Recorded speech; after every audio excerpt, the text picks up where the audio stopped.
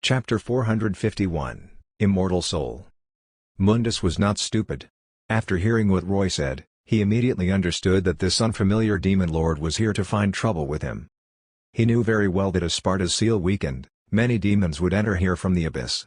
And because of the misleading information he put out, the Ouroboros marks obtained by these abyss demons would ultimately transfer to his soul and continuously strengthen his mark.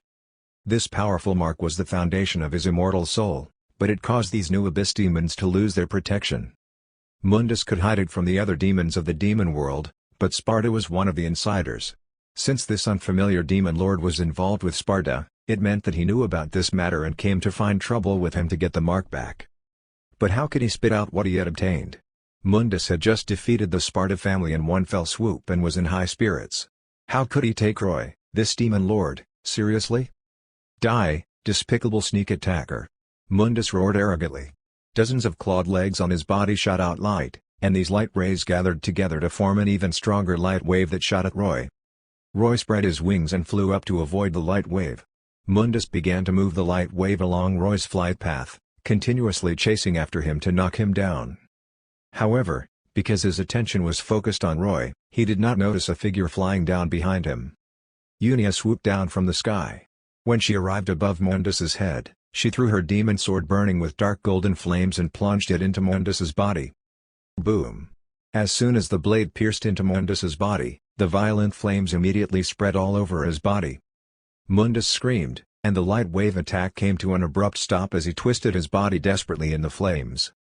Bastards, what damn flame is this? If Mundus had a face, it might have been burned and distorted by the flames. Although he knew how to use flame power, and it was not weak, the dark golden flames were something he had never seen before. Not only did it have an extremely high temperature, but it directly broke through his resistance to flame power and caused immense damage to his body. It even burned away a lot of his magic power in this short period of time. That's right. In addition to inheriting the ultra-high temperature characteristic of Julia's destruction flames, Unia's dark golden flames also had a special magic burning effect. During the burning process, it would quickly dry the enemy's magic power.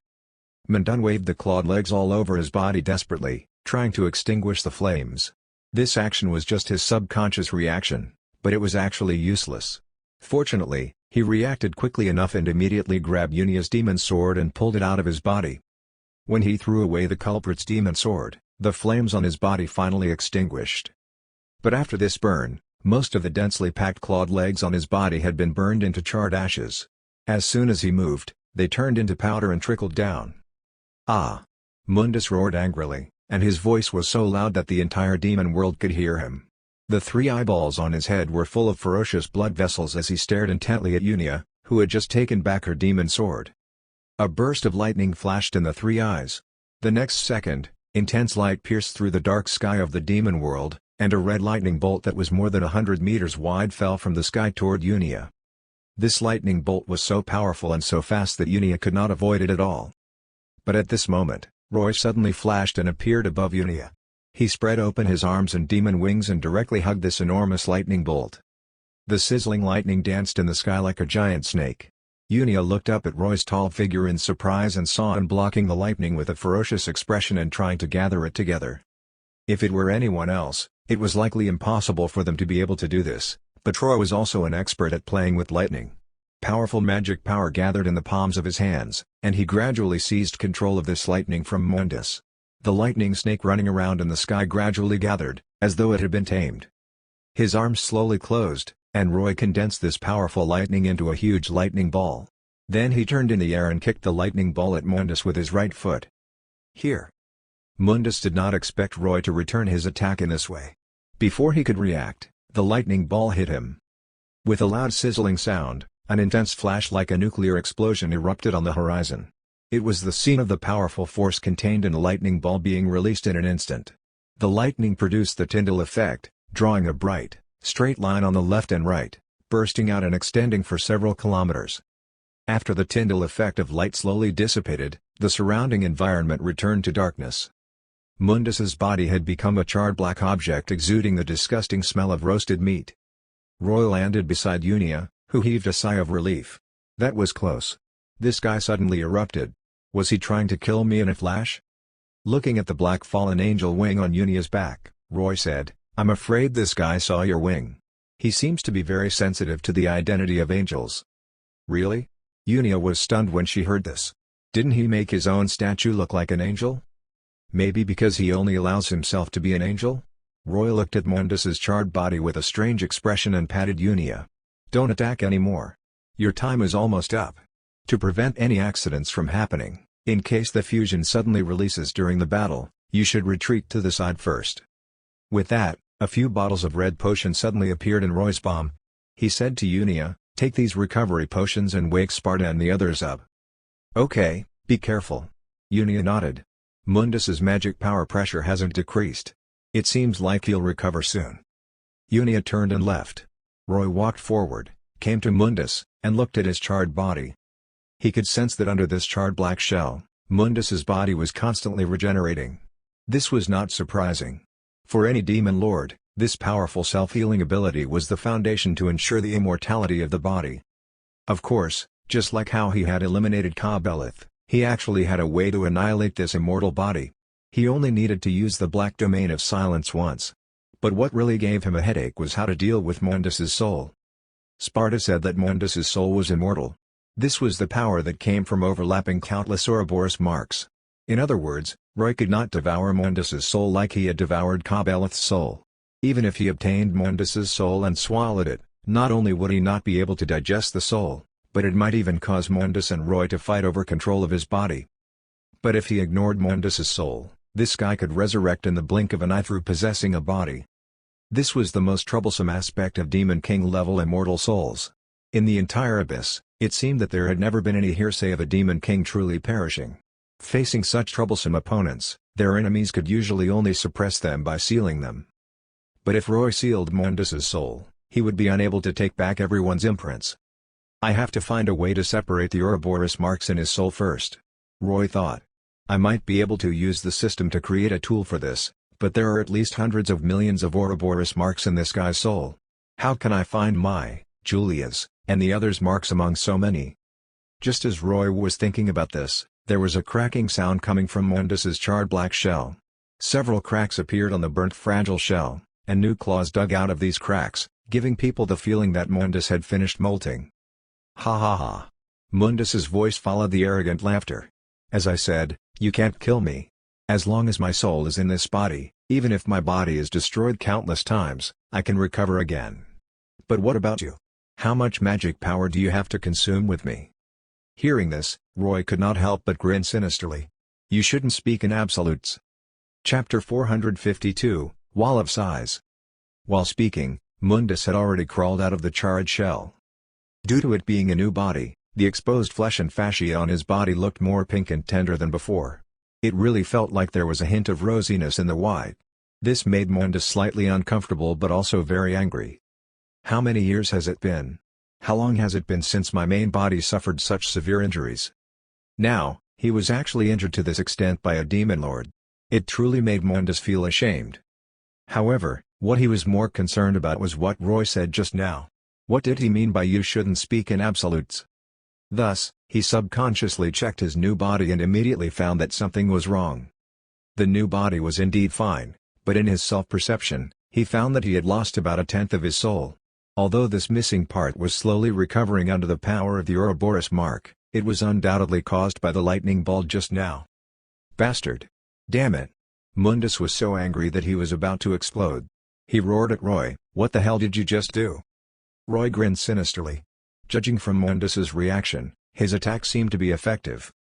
When Roy condensed the lightning into a ball and kicked it back, he had not only used Mundus's own power but also added something. When condensing the lightning, Roy had injected his dark lightning magic power into the lightning ball to serve as its core to attract other lightning power. When the lightning ball was kicked back and exploded on Mundus, the dark lightning in the core naturally erupted. In magic, different elements could be fused. The more similar the attributes of the elements, the easier it was to fuse. Even opposing elements could be fused together under certain conditions, and this type of mixed attribute magic often had special effects. Dark lightning, lightning infused with dark power, was the so-called yin lightning. For enemies weaker than Roy, the power of dark lightning could even directly annihilate their souls. And even for experts like Mundus, dark lightning would cause damage to their souls. Roy now had 7 elemental powers, and most of them were special mixed elements. This was the real reason why his combat strength was outstanding at the same level. He was always able to develop different tactical attacks against different opponents. When he observed the battle between Sparta and Mundus earlier, he discovered that Mundus's recovery ability was indeed beyond imagination. Instead of continuously attacking his body to consume him, it was better to think of ways to attack his soul directly. Because Sparta was good at swordsmanship, his attacks on Mundus were mainly physical damage, so he could only exert force on Mundus's body. But when he announced Mundus's true name, he could often cause more effective damage to Mundus. This was because his true name was connected to his soul. Therefore, even though Mundus's soul was immortal, his soul could still be injured. This was actually very simple logic. The immortality of souls did not mean that souls were invincible. Of course, they could be injured. At most, compared to others, Mundus could recover even if his soul was damaged, but others could not. The biggest difference between Roy and Sparta was that Roy could use energy attacks. So even if he did not know Mundus's true name, he could still attack his soul directly. Moreover, the power of dark lightning could strike a double blow to the soul and body. This was also why Roy dared to step forward and take over the battle despite discovering that Mundus's magic power was so powerful. As long as Mundus had not become a true demon king, and the nature of his magic power had not undergone a qualitative change, Roy was confident that he could fight him. After all, if the victor and loser could be determined by the amount of magic power, then what was the point of fighting? Wouldn't it be better just to stand together and compare who had more magic power? Seeing Mundus's flustered and exasperated appearance, Roy did not say anything. He stretched out his hand and summoned Frostmourne again. He poured magic power into the sword, and black lightning spread out from Frostmourne, causing the eyes of the skull at the sword hilt to emit a faint black light. Frostmourne sent a wave of yearning thoughts to Roy, its master. It had already tasted Mundus's blood, which made it have a great desire for his soul, wanting to devour his soul to strengthen itself. When Mundus saw Roy's demon sword again, he subconsciously stopped roaring angrily. The strange curse effects earlier were still fresh in his mind. Moreover, even now, the increased world repulsive force was still acting on him. Although it was not enough to expel him from this world, it forced him to consume more magic power to resist this repulsive force, affecting the battle greatly. "Who are you?" Mundus calmed down slightly and asked in a deep voice, "When did the Abyss have a powerful demon like you?" Yes, Mundus now regarded Roy as the most troublesome and worthy opponent he had encountered so far. It could be said that he attached more importance to Roy than Sparta. "My name is Osiris." Roy raised Frostmourne with one hand and pointed the tip at Mundus. "From the Abyss." "Osiris." Mundus's bloated body took a step back, and he said in a deep voice, "Any demon from the Abyss must have something they want. Why are you here? If you're only hostile to me because I snatched your Ouroboros mark, then I can return it to you." "Oh? Sure enough, you can still return it." Roy lowered the tip of his sword slightly. He spread his wings and floated in the air as he said to Mundus, "I'm really curious. What method did you use to interfere with the will of the Gate of the Abyss and transfer the Ouroboros marks?" Mundus wanted to answer, but he suddenly realized something and said unhappily, "Damn it. Are you trying to trick me? Are you coveting this ability?" "Yo, discovered?" Roy smirked and nodded. "Can't you say it? If you satisfy my curiosity, I might turn around and return to the Abyss after getting my mark back." "Impossible." Mundus's 3 eyes stared intently at Roy. "I'm also a demon, so I won't believe what another demon says so easily. I know very well that if you really obtain this ability, you absolutely won't give up and return obediently. This is a shortcut to becoming a demon king. You're a demon lord, so unless you don't want to promote, you won't give up on attaining an immortal soul." Roy did not say anything. Mundus was right. Even if he really told Roy the method of transferring Ouroboros marks, it was impossible for Roy to experiment with it in another world. After all, there was a ready-made existence in front of him that had already seized the marks of millions of demons. Couldn't Roy just directly snatch Mundus's mark? It would save time and effort. Mundus was not fooled. After realizing Roy's true intentions, he understood that it was impossible for Roy, this enemy who suddenly appeared, to retreat. In that case, he could only fight. The loss and damage to the soul had an effect on the combat strength of the body. Needless to say, Mundus was talking to Roy just now to delay time. Taking advantage of this time, he had already repaired his soul under the power of the mark. Although Mundus still needed to divert a lot of magic power to resist the world repulsive effect due to the power of Frostmourne's expulsion curse, in any case, he could exert at least 90% of his magic power after repairing his soul. As long as I protect myself and don't let my opponent's power hurt me, then the final victory will definitely be mine. While Mundus thought this, he condensed his immense magic power. Wall of size. All the clawed legs on Mundus's body made a blooming posture at the same time, and then an incomparably thick semicircular light screen appeared, covering his entire body in it. This thick light screen was a dark, translucent color and arranged together by countless tiny hexagonal grids to protect Mundus tightly like an enormous turtle shell. AT Field? Roy almost subconsciously shouted out this name when he saw the light screen. It could not be helped. Mundus's shield of light really looked like an AT Field. And Mundus actually named the shield the Wall of Size. It showed that he had tremendous confidence in the defensive capabilities of this shield. Roy just did not know if this shield was really like an absolute territory that no one could violate. Seeing Mundus activate the shield, Roy felt his blood boil all of a sudden. If I break this shield, Mundus's expression will definitely be very marvelous, right? Oh, I forgot.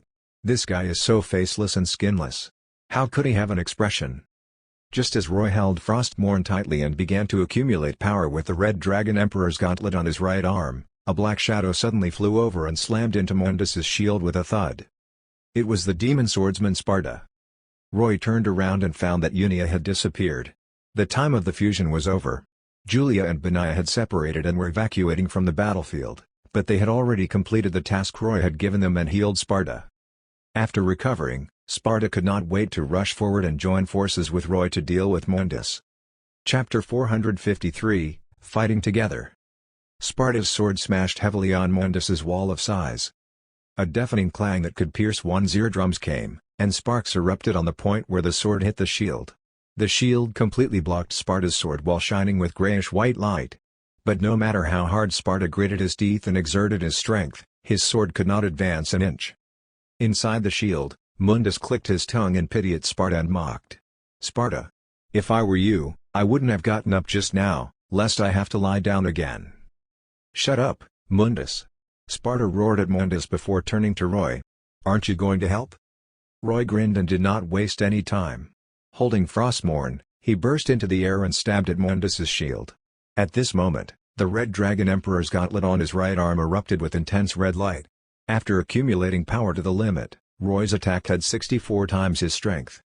Unlike Sparta's ineffective attack, Roy's sword instantly struck a dent in Mundus's shield. The light screen of the shield caved in as Roy's sword sank into it. But after stabbing into it, Roy felt an unparalleled resistance. Roy's explosive strength seemed to have fallen into a quagmire as it was quickly cushioned bit by bit. After Frostmourne stabbed in more than half of the blade, it could no longer continue forward. In the shield, Mundus looked at the tip of Frostmourne, which was close at hand, and cold sweat was about to break out. Roy's sword attack did not look like much, but unexpectedly, the effect of his attack exceeded Sparta's by dozens of times. Such immense explosive strength almost pierced through the wall of size. Roy was equally extremely surprised. He had wanted to shame Mundus and make his shield that he was proud of fail as soon as it came out, so he used his limit of 64 times his strength. But he did not expect this guy's shield to be so strong that even when he used the sword tip to increase the pressure, he could not pierce through it. The light on the wall of size was flashing rapidly. It was obvious that it was under immense pressure, but even so, it was still standing firm.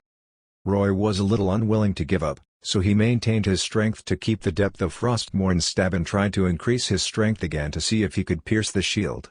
Beside him, Sparta was also very angry at Mundus's turtle shell, so he kept slashing at it with all his might, causing sparks to fly. Mundus observed carefully for a while and was relieved to find that the shield had totally blocked the two of them. Under the protection of the shield, he calmly condensed an enormous fireball and shot it at Roy. Then a strange scene appeared. When Mundus attacked, the fireball passed through from the inside of the shield without any resistance and flew outside. Roy was shocked and could only withdraw his sword to dodge. But Mundus controlled the enormous fireball to turn and continue chasing him. For Mundus, there was no need to worry about Sparta, he could not break his shield. On the other hand, Demon Osiris posed the greatest threat. Mundus was afraid that Roy would attack again, and the shield might not be able to hold on, so he attacked him first. The flying speed of the fireball was very fast. Roy dodged left and right and changed directions back and forth, but the fireball kept chasing after him. As a last resort, he could only flash and disappear in the air. But unexpectedly, under Mundus's control, the fireball jumped and appeared near Roy after the flash. A flame attack with spatial power? Roy knew that he could not keep dodging like this, so he simply went up and slashed at the fireball. Boom! An earth-shaking explosion immediately erupted. The moment Roy struck the fireball, the immense magic power contained within it immediately burst out. After exploding, the entire fireball turned into a huge pillar of fire that soared into the sky and enveloped Roy. After the flames of the fire pillar dissipated, Roy appeared in the air. At the moment of the explosion, he had enveloped himself in a frost shield. But the heat of the flames was terrifying, and it instantly melted his shield, causing him to become a little disheveled. Ha ha ha, don't worry. There's still a lot more. Mundus laughed maniacally under the shield as he fired several fireballs one after another. Most of these fireballs flew toward Roy, but a small portion of them flew toward Sparta, forcing him to dodge quickly. Mundus hid in his turtle shell and controlled his magic to attack the two of them continuously. It seemed like he was planning to use his immense magic power to exhaust them to death. In the air, Sparta and Roy looked at each other and finished communicating in an instant. They flew toward Mundus on both sides with the fireballs chasing behind them. Humph! Do you want to dodge at the last moment and make my attack hit my shield? Mundus saw through their intentions at a glance and could not help ridiculing. As expected, when Roy and Sparta flew closer, as soon as they dodged, Mundus controlled the fireballs to move away quickly, preventing them from hitting the shield. This guy's control over fireballs was simply too skillful. For a while, Roy and Sparta did not have any good ideas and could only continue to destroy the fireballs. Although the flame damage of each fireball did not cause much damage to Roy and Sparta even if they hit them, this situation where they could only be attacked by Mundus but could not attack him still made them frown. "Hey, Osiris, think of something!" Sparta shouted at Roy from afar. Roy did not say anything. After the Red Dragon Emperor's gauntlet finished charging again, he flashed in front of the shield. But this time, he did not stab with his sword but directly punched. 30-hit nail punch. Bang! After a thunderous bang, a slight dent appeared on Mundus's shield. But before the shield could repair, the dent caved in again. Boom! Boom! Boom! The subsequent force of the nail punch exploded on the shield one after another. Under the continuous eruption of power, Mundus's wall of size caved in more and more, and the light of the shield flickered continuously at a high frequency. However, Mundus's shield was really awesome. After 30 bursts of the same power, Roy thought that he could break it, but in the end, the shield still persisted. How is this possible? Roy frowned deeply. How can this shield be so strong? Sparta, have you seen this move of Mundus before? No. Sparta stopped not far from Roy and replied while panting slightly, "When I fought Mundus, this guy underestimated me and gave me a chance to get close, so I directly sealed him. I've never seen him use this move. Maybe he developed this move to deal with me during the 2,000 years he was sealed." That's right. Mundus heard their conversation and could not help but respond proudly, "Give up. It's impossible for you to break this invincible shield." Roy did not say anything.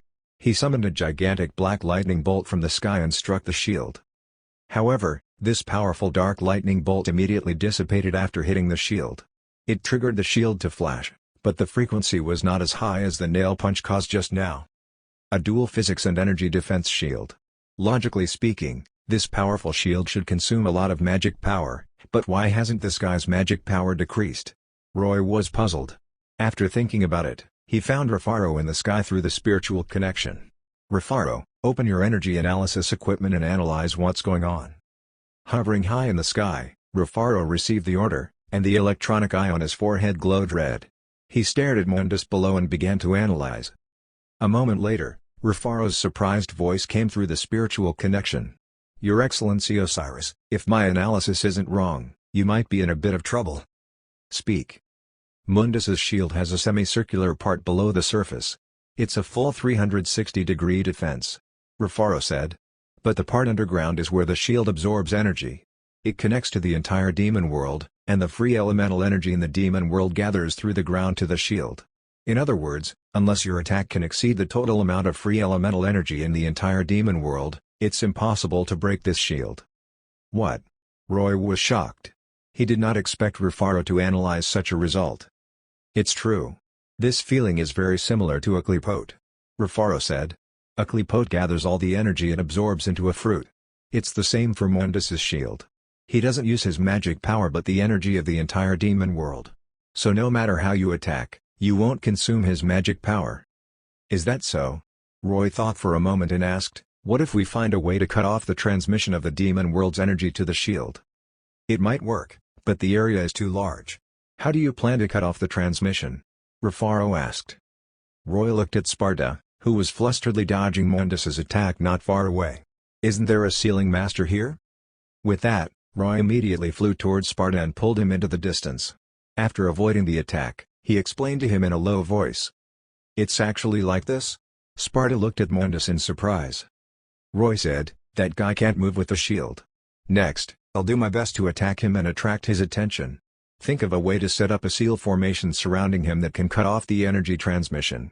At that time, without the support of the free elemental energy of the demon world, he won't be able to be arrogant anymore with his broken shield. Okay. Sparta nodded. Roy did not say any more. He immediately spread his wings and shot toward Mundus. After continuously dodging left and right to avoid Mundus's attacks, he rushed to the front of Mundus's shield and placed a hand on the wall of size. Then, under Mundus's bewildered gaze, Roy condensed a massive amount of magic power along his shield and directly cast a thick layer of black ice over it, sealing Mundus and his shield in the ice. Quick! Roy looked back at Sparta.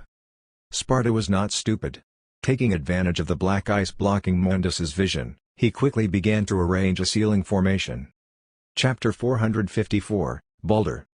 When Roy's black ice blocked his vision, Mundus, who was inside the shield of the wall of size, realized that something was amiss. To him, be it Sparta or Osiris, they were both enemies that he had to be vigilant of. Now that they had suddenly joined forces to block his vision, they definitely planned to do something against him. He absolutely could not let them succeed. Thus, he frantically attacked from inside the shield, attempting to break Roy's frost blockade. Roy went all out this time and continuously output his magic power without holding back. He did not choose to fight against Mundus's magic power but instead used an instant repair method.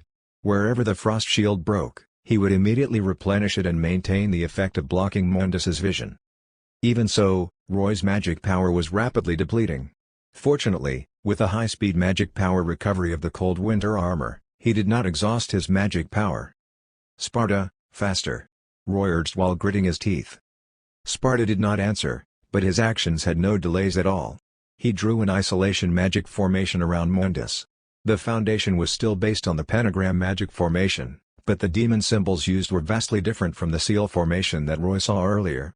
As for what the use was, Roy did not know, so he could only choose to believe him. As time passed, Sparta's magic formation was almost complete, and Mundus became more and more anxious. In the end, he did not hesitate to consume an immense amount of magic power to use a big move. A soaring grayish-white pillar of light suddenly burst into the sky.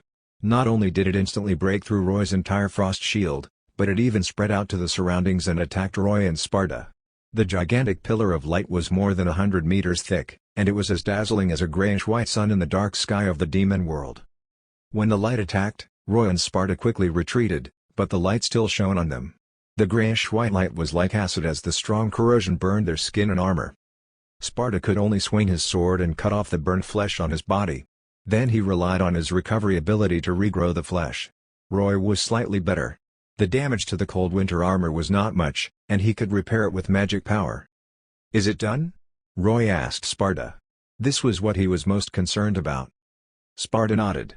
He had completed it at the last moment and had not wasted Roy's efforts. "Then what are you waiting for?" Roy grinned. "Pull this bastard out of that damn turtle shell."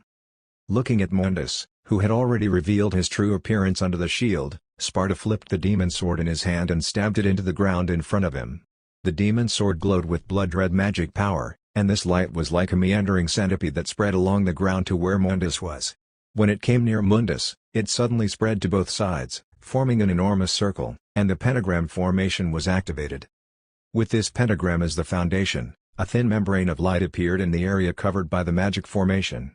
Then this membrane of light soared into the sky and turned into a massive cylinder that covered the shield as well as Mundus inside.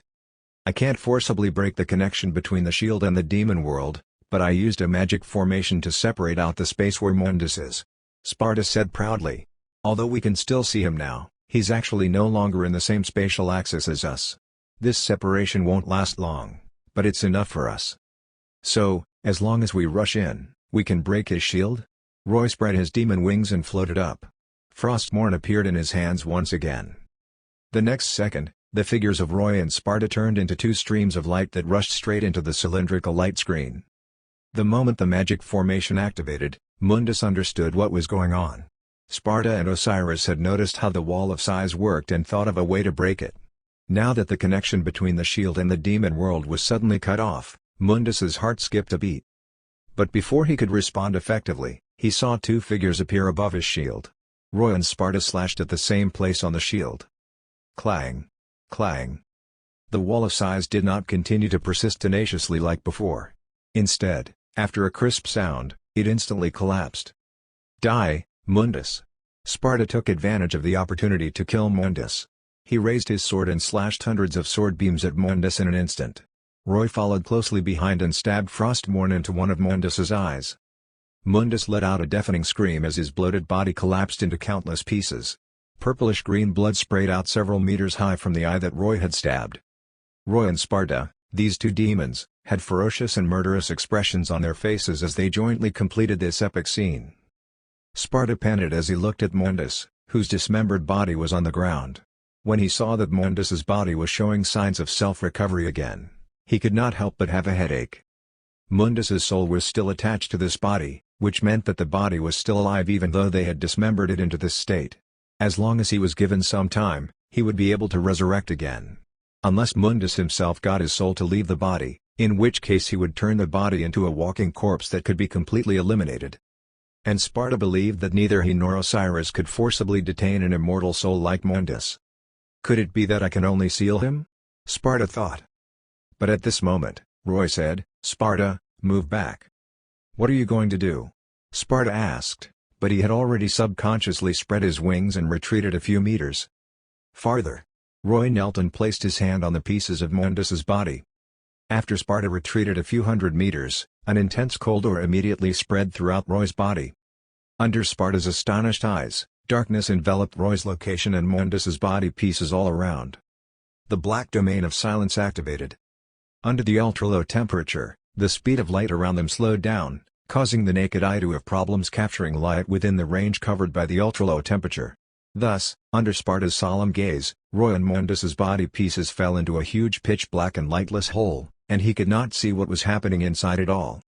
Fortunately, this region of blackness only lasted for a few seconds. Then when the light returned to normal, Sparta saw Roy standing up with a cold aura all over his body. And Mundus's body was completely frozen in black ice. The black ice exuded an extremely cold temperature that frightened Sparta slightly. He could not help but ask, What did you just do?" Roy did not say anything as he quietly looked at Mundus's body on the ground. He was still unable to reach absolute zero, which could freeze everything. After all, it was quite difficult to make atoms and electrons lose their kinetic energy and totally lose their material temperature. But during his time in Frostfire City, he had been studying this problem, and he had already vaguely sensed a clue about how to solve this problem. Roy believed that the most important thing to reach true absolute zero was not how strong his magic power was but that he had to grasp the crucial factor of time. Any movement of matter was related to time. Precisely because of the existence of time, atoms and electrons would continue to maintain motion and thus gain temperature. As long as there was temperature, even a tiny bit, it was equivalent to rejecting the effect of absolute zero.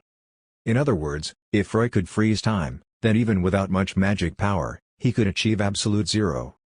Of course, he could not touch any threshold for time currently. The only one he had ever seen who grasped an ability of time was Demon King Lilith, whom he had seen in the Darksider's world. Even so, Mundus completely withstood the condensate effect brought about by Roy's black domain of silence. Under this state, although Mundus's cells had not totally stopped functioning, the cells had lost their function due to Taxis 1. In other words, they were completely dead. Obviously, Mundus also realized his terrifying situation. All his self-healing abilities were utterly useless at this moment, and even with his soul, his body could not recover. He could not speak. In fact, He did not have a mouth organ to begin with. When he spoke, it was through the voice of his soul, which was the foundation of the demon language. What did you do to me? Mundus's soul roared and said the same words as Sparta just did. Nothing. I'm just blocking your immortal body. Roy replied casually. How is this possible? Mundus roared angrily. Even the most powerful frost demon I've ever seen wasn't able to do this. How is this possible? Roy smirked. You haven't seen it before, but haven't you seen it now? With that, Roy squatted down and looked at Mundus's pierced eye with interest. Speaking of which, how long do you plan to stay in this necrotic body? Don't you want to come out? Mundus was silent and did not know what to do. An immortal body and an immortal soul were complementary to each other.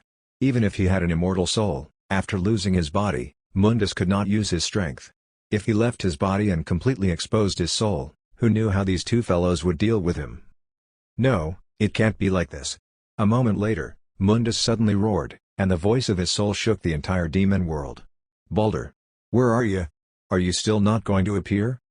With the roar of Mundus's soul, Roy and Sparta looked around in puzzlement, not knowing who this Baldur he was talking about was. But at this moment, Rafaro's warning suddenly appeared in Roy's mind. Your Excellency, there's a powerful energy signal coming from the spatial channel. Something is coming out of it. Roy was shocked. He looked up at the enormous spatial vortex in the sky. After Sparta saw his action, he looked over in doubt. Then they saw an incomparably powerful golden holy light shining from the spatial vortex. In the pervading holy light, a man with a golden half-mask on his face appeared. He was wearing a white robe full of beautiful golden patterns, and at the back of his head was a circle of magnificent feathers that looked like standing phoenix feathers forming a collar. Chapter 455, Sage Time. The moment this figure appeared, the pervading holy light almost made Roy think that a powerful angel had emerged from the spatial channel. But after he emerged from the spatial channel and slowly flew over, Roy saw that this guy was actually a human. And it was a very flamboyant-looking human. The golden half-mask that covered the left side of his face had a monocle at the eye position. This monocle had a golden chain tied to it, and the other end was tied to his earlobe. His robe and coat were gorgeous, and the tail feathers on his collar were not phoenix feathers but peacock feathers. To be precise, it looked like there was a peacock draped over his shoulders because beside his collarbone was a peacock's head with the neck hanging down. In addition, on both sides of his sleeves and the bottom of his coat were long peacock feathers. At first glance, it really looked like a peacock spreading its tail. Why was it so flashy? After he flew closer, he stopped in mid-air, and the peacock feathers behind him opened completely. He raised his left hand, and a peacock feather appeared in it. He combed his meticulously groomed hair with the feather and then slowly said, Mundus, I haven't heard from you for over 20 years. I thought you were dead. But looking at you now, you seem no different from being dead. His tone was low and feminine, and his words were full of sarcasm. Shut up, Baldur! Mundus roared. Don't talk to me in that arrogant tone of yours. Okay. Respectable Emperor of the Demon World, Eternal Supreme, Sacred Father of Demons, Your Majesty Mundus, did you call me here to ask me to save you? Baldur slowly said as he flicked the peacock feather after finishing combing his hair, turning it into fragments that scattered in all directions. When Roy heard Baldur's voice, he thought, seriously, he sounds like an old hermaphrodite. Mundus was likely trembling with anger, and he did not answer for a long time. After a while, he said, Baldur, don't forget the content of our cooperation. If I'm sealed again, your plan will also be finished. Okay. Baldur sighed. Then he turned to look at Sparta. Dark Knight Sparta, it's an honor to meet you again. Roy was stunned for a moment before asking Sparta quietly, do you know him? Yes. Sparta let out a long sigh. This guy is the last Lumen Sage in the Otherworld. I once entered that world by mistake and hunted angels with the Umbra witches of that world, so I met this guy once. Lumen Sage? Umbra witches? Hunting angels? There was an explosion in Roy's mind, and he immediately understood. The twin world on the other side in Sparta's mouth is actually the Bayonetta world? No wonder. Roy wondered why the strange angel that emerged from the spatial channel felt vaguely familiar to him. Moreover, when Baldur first appeared, he felt as though he had seen him somewhere before. So the world over there is the Bayonetta world with all kinds of bizarre angels. This is really... Roy did not know what to say. He could only say that it was unexpected and reasonable. Sparta was staring at Baldur at this moment, so he did not notice Roy's expression and continued to explain to Roy in a low voice, He is indeed human, but he is a very special human. In the world over there, Lumen Sages are the so-called Light Clan. They are born with affinity with holy light, and they are the humans with the closest connection to heaven. And the Umbra Witches I mentioned earlier are similar humans, but they are the Dark Clan. The witches have affinity with dark power, and they are connected to the demon world. Roy nodded, indicating that he understood. But then he looked at Balder in puzzlement and then at Mundus's body at his feet. Why is a Lumen Sage, a person of light, involved with Mundus, the emperor of the demon world? I don't know, but... Do you remember what I said about Mundus disappearing from the demon world for a while? Sparta said. I have long suspected that he went to the Twin World and contacted the Umbra Witches there, so after returning, he obtained the ability to plunder Ouroboros marks.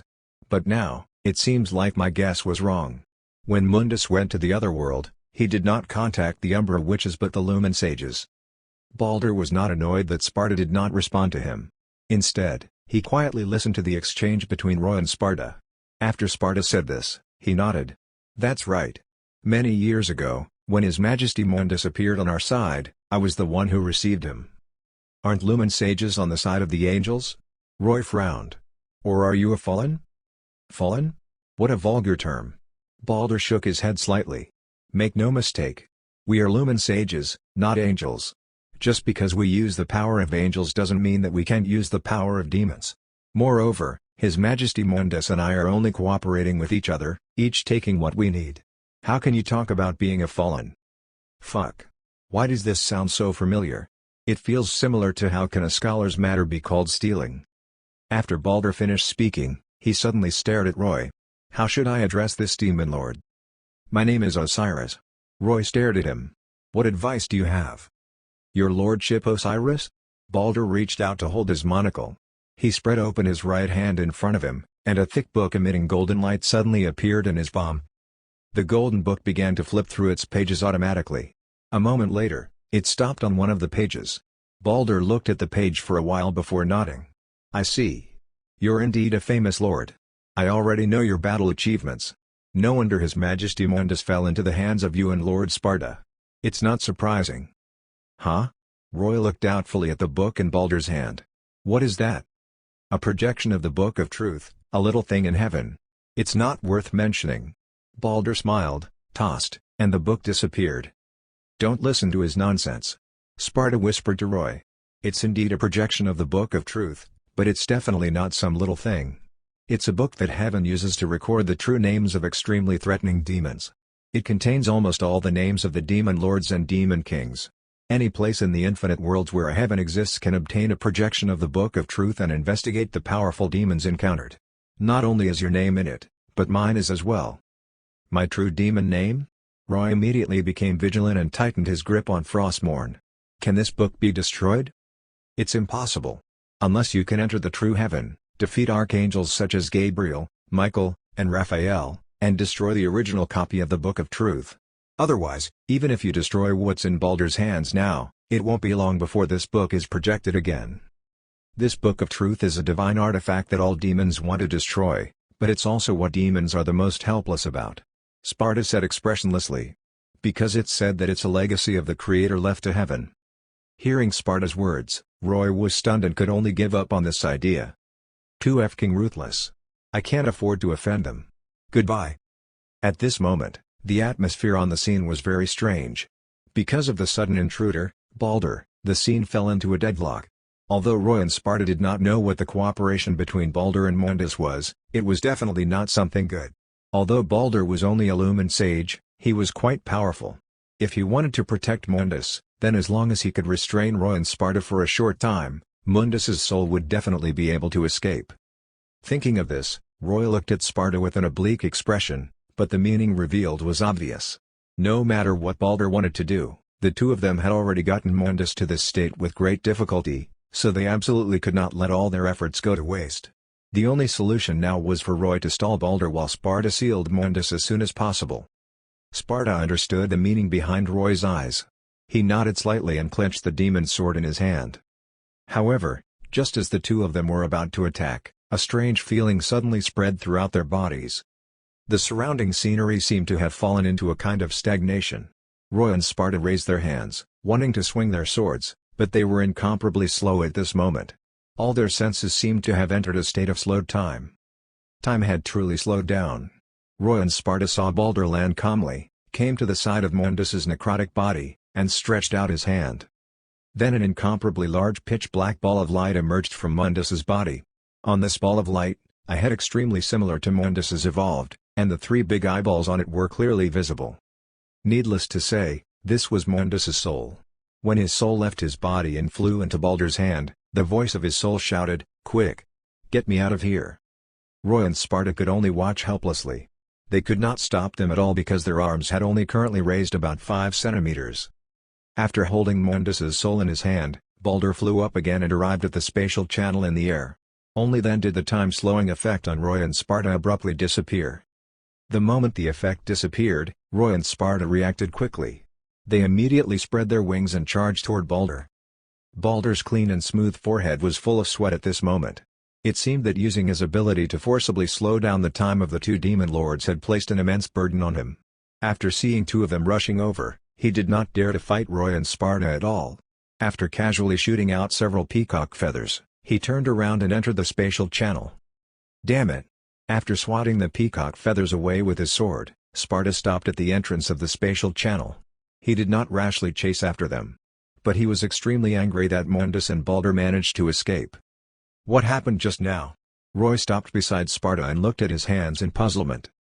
That is a special ability of the Lumen Sages, Sage Time. Sparta explained. They, like the Umbra Witches, can control time for a short period. In fact, it's not that our time slows down, but that his time becomes faster, so we can't resist this effect. Sage Time? Roy could not help but look strange after hearing this term. I can also enter this state, and I'm very familiar with it. Every time after I'm with Julia and Benaya, I will enter this state. Chapter 456, Second Hokage. Because neither Roy nor Sparta knew what the situation on the other side of the channel was, they did not rashly rush in. After all, an ancient angel had come out of the channel earlier. If this channel connected to heaven over there, then Roy and Sparta would really be poking a hornet's nest if they broke in like this. How long will this channel last? Roy asked. Don't worry. It'll last for a long time. Sparta put his sword on his back. It'll exist for about 10 years.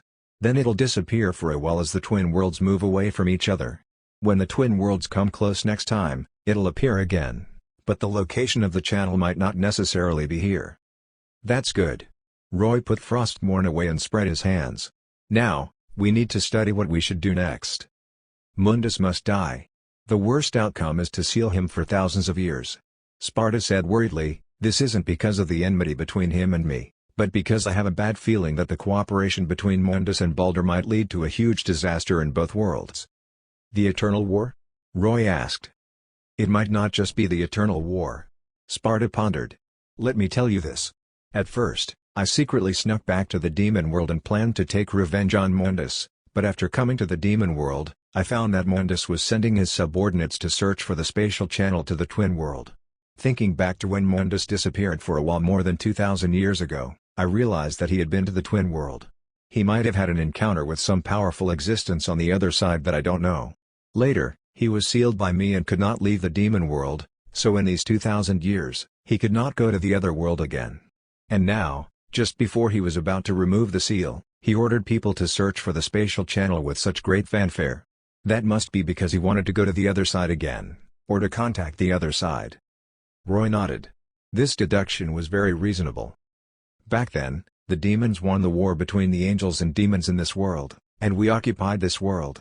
When the angels retreated, they found the opposite twin world and stationed there, so the two worlds happened to have demons occupying one and angels occupying the other. Sparta recalled as he spoke. After the angels retreated, due to the existence of the spatial channel, although there were no more large-scale wars between the two sides, there were still sporadic battles.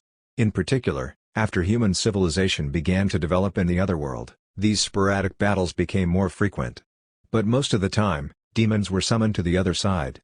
These summoned demons were often the stronger ones of the demon world.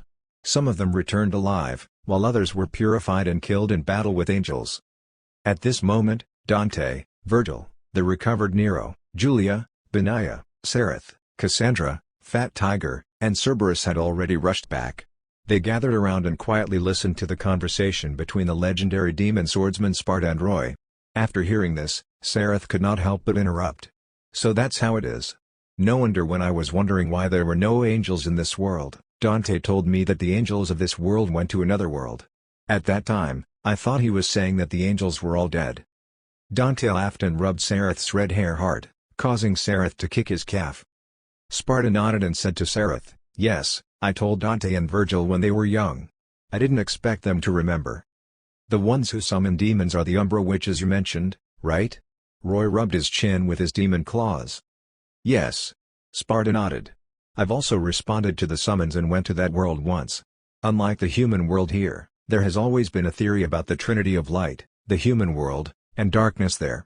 Light refers to the heaven established by the retreating angels, the human world refers to the main worlds where humans live on both sides, and darkness refers to the demon world on our side. They even established a world model for this. This trinity theory is very popular, but in fact, the humans there have never seen this world with their own eyes. This trinity theory is actually an ideology brought over by the retreating angels. They are spreading their doctrines of holy light and creation over there." Spreading doctrines? Like when that ancient angel appeared? It should be quite difficult for them to spread their doctrines, right? Roy guessed. "Indeed. You saw the appearance of that ancient angel earlier. In fact, the so-called ancient angels are not as benevolent and holy as the legends of certain worlds.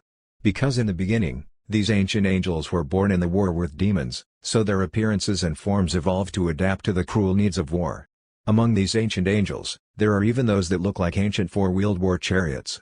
Don't be surprised when you see them in the future." I can understand." Roy nodded. In ancient times, humans had not been born yet, and angels naturally couldn't spread the faith of holy light, so there was no need to consider the needs of human aesthetics. Is that what it means? That's right. Those beautiful angels are all the new generation of angels. The same is true for demons. How could ancient demons look like they do now? At that time, ancient demons looked like animals such as goats, or rather, fierce beasts. Sparta pointed at Roy. "You look like a new generation demon, and insect-type demons like me are usually between ancient demons and new generation demons. We are considered transitional demons." The so-called ancient angels and ancient demons did not refer to their age but their race. Even if an angel or a demon was born in recent years, if their appearance and form were the same as ancient angels or ancient demons, then they were still an ancient angel or ancient demon.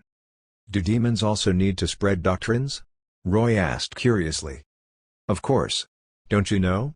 Sparta pointed at himself. "I am an example." Roy immediately remembered. "Isn't that so? Sparta is worshipped as a savior in the human world. Worshipping a demon as a god is naturally spreading faith. In fact, it was more than that. Nowadays, demon worship could be said to be a common occurrence in human worlds. The reason for this phenomenon was very complicated and cumbersome to explain, but no matter what, it was a trend, or rather, the direction of the general trend. There shouldn't be many ancient angels and ancient demons still living, right? Roy asked. Yes, it can even be said that they are very scarce. Sparta nodded. Precisely because these ancient angels were born out of the need for war, their methods are different from that of new generation angels. Their emphasis is on allowing those who obey to live and killing those who disobey. This radicalness has caused their preaching in the other world to be very unsuccessful. They can only rely on the Light Clan, the Lumen Sages, to help them expand their influence.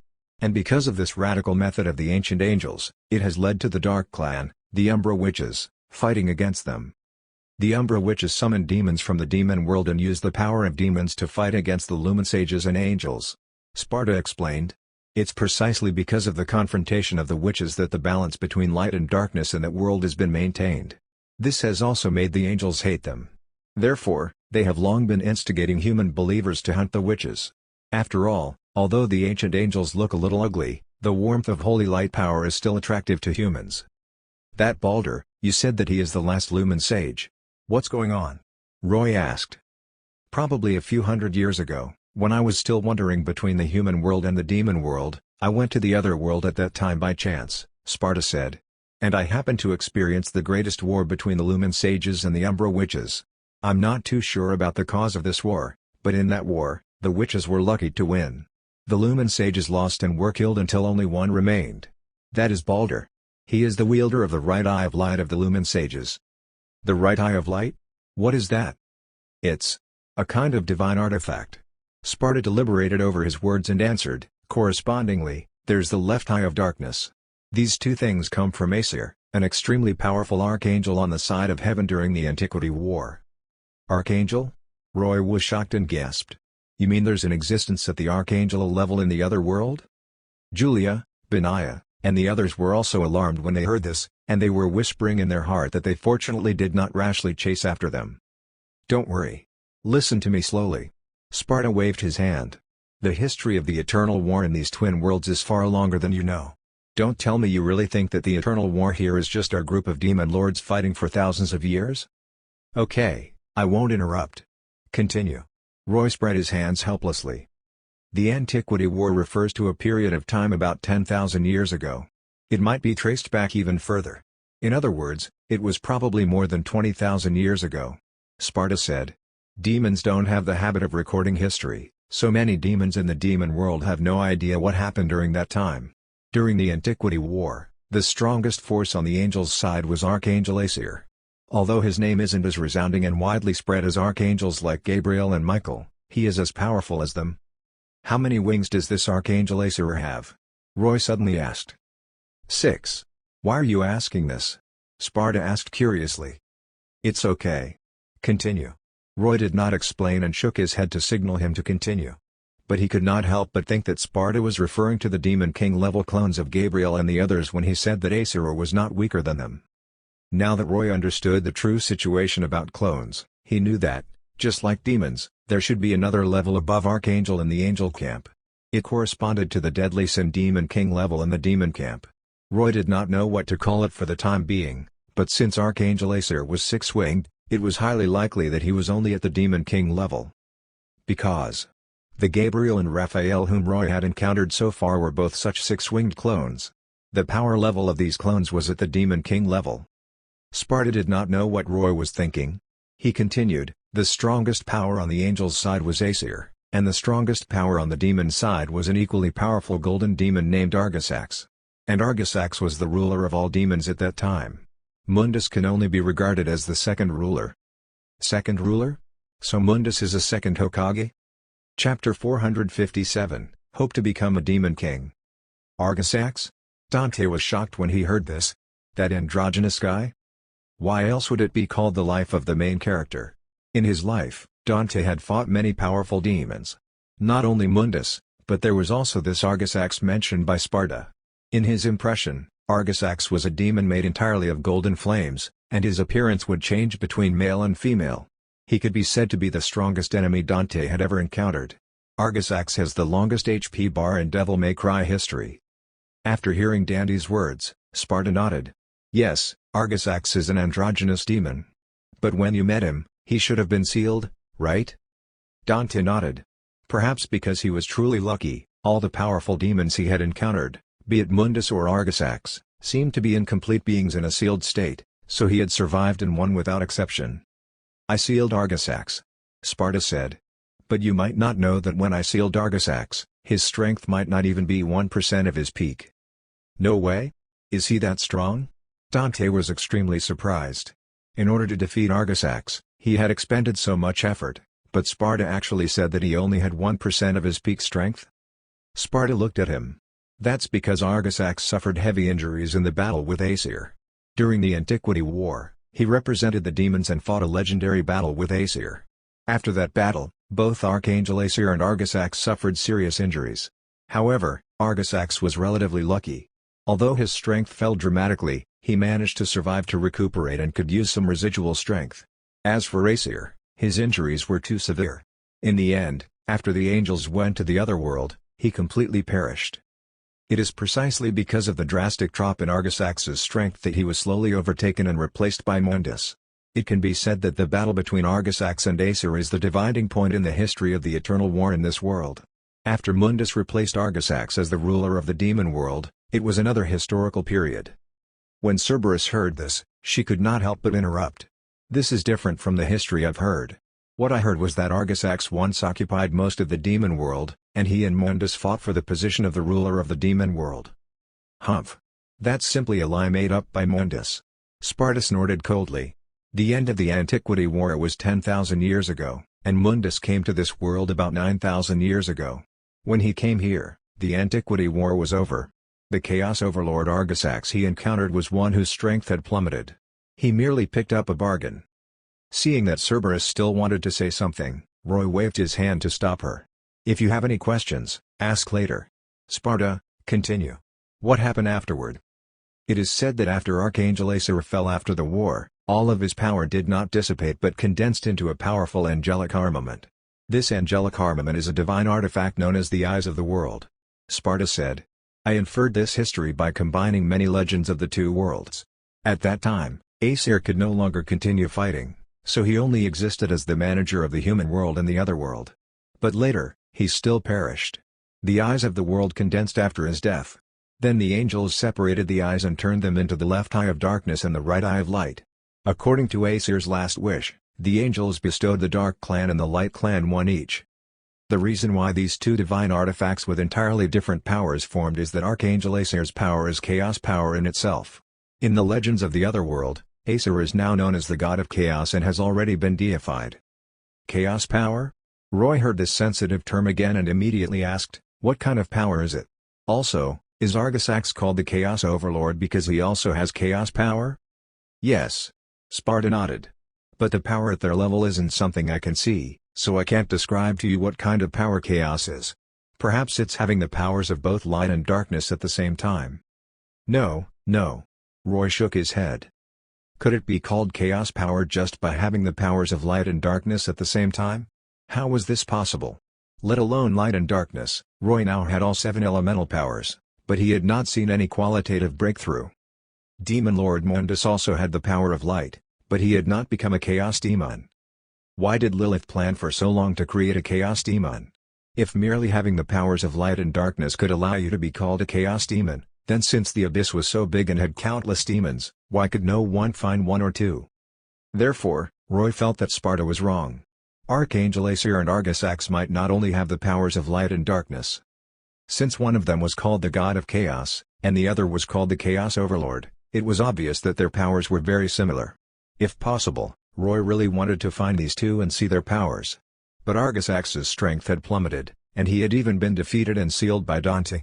Roy could not see him even if he wanted to. Instead, he had his sights on the left eye of darkness and the right eye of light left behind by Archangel Acer in the other world. These two divine artifacts might even be able to recombine into the Eyes of the World. Perhaps the Eyes of the World still had the information and characteristics of the chaos power that Acer once had. Thinking of this, Roy could feel his heart palpitate. To be honest, he knew his own situation. He had discovered that after becoming a demon lord, his path to ascending seemed to have reached a bottleneck. He wanted to become a demon king, but he did not know how to go about it.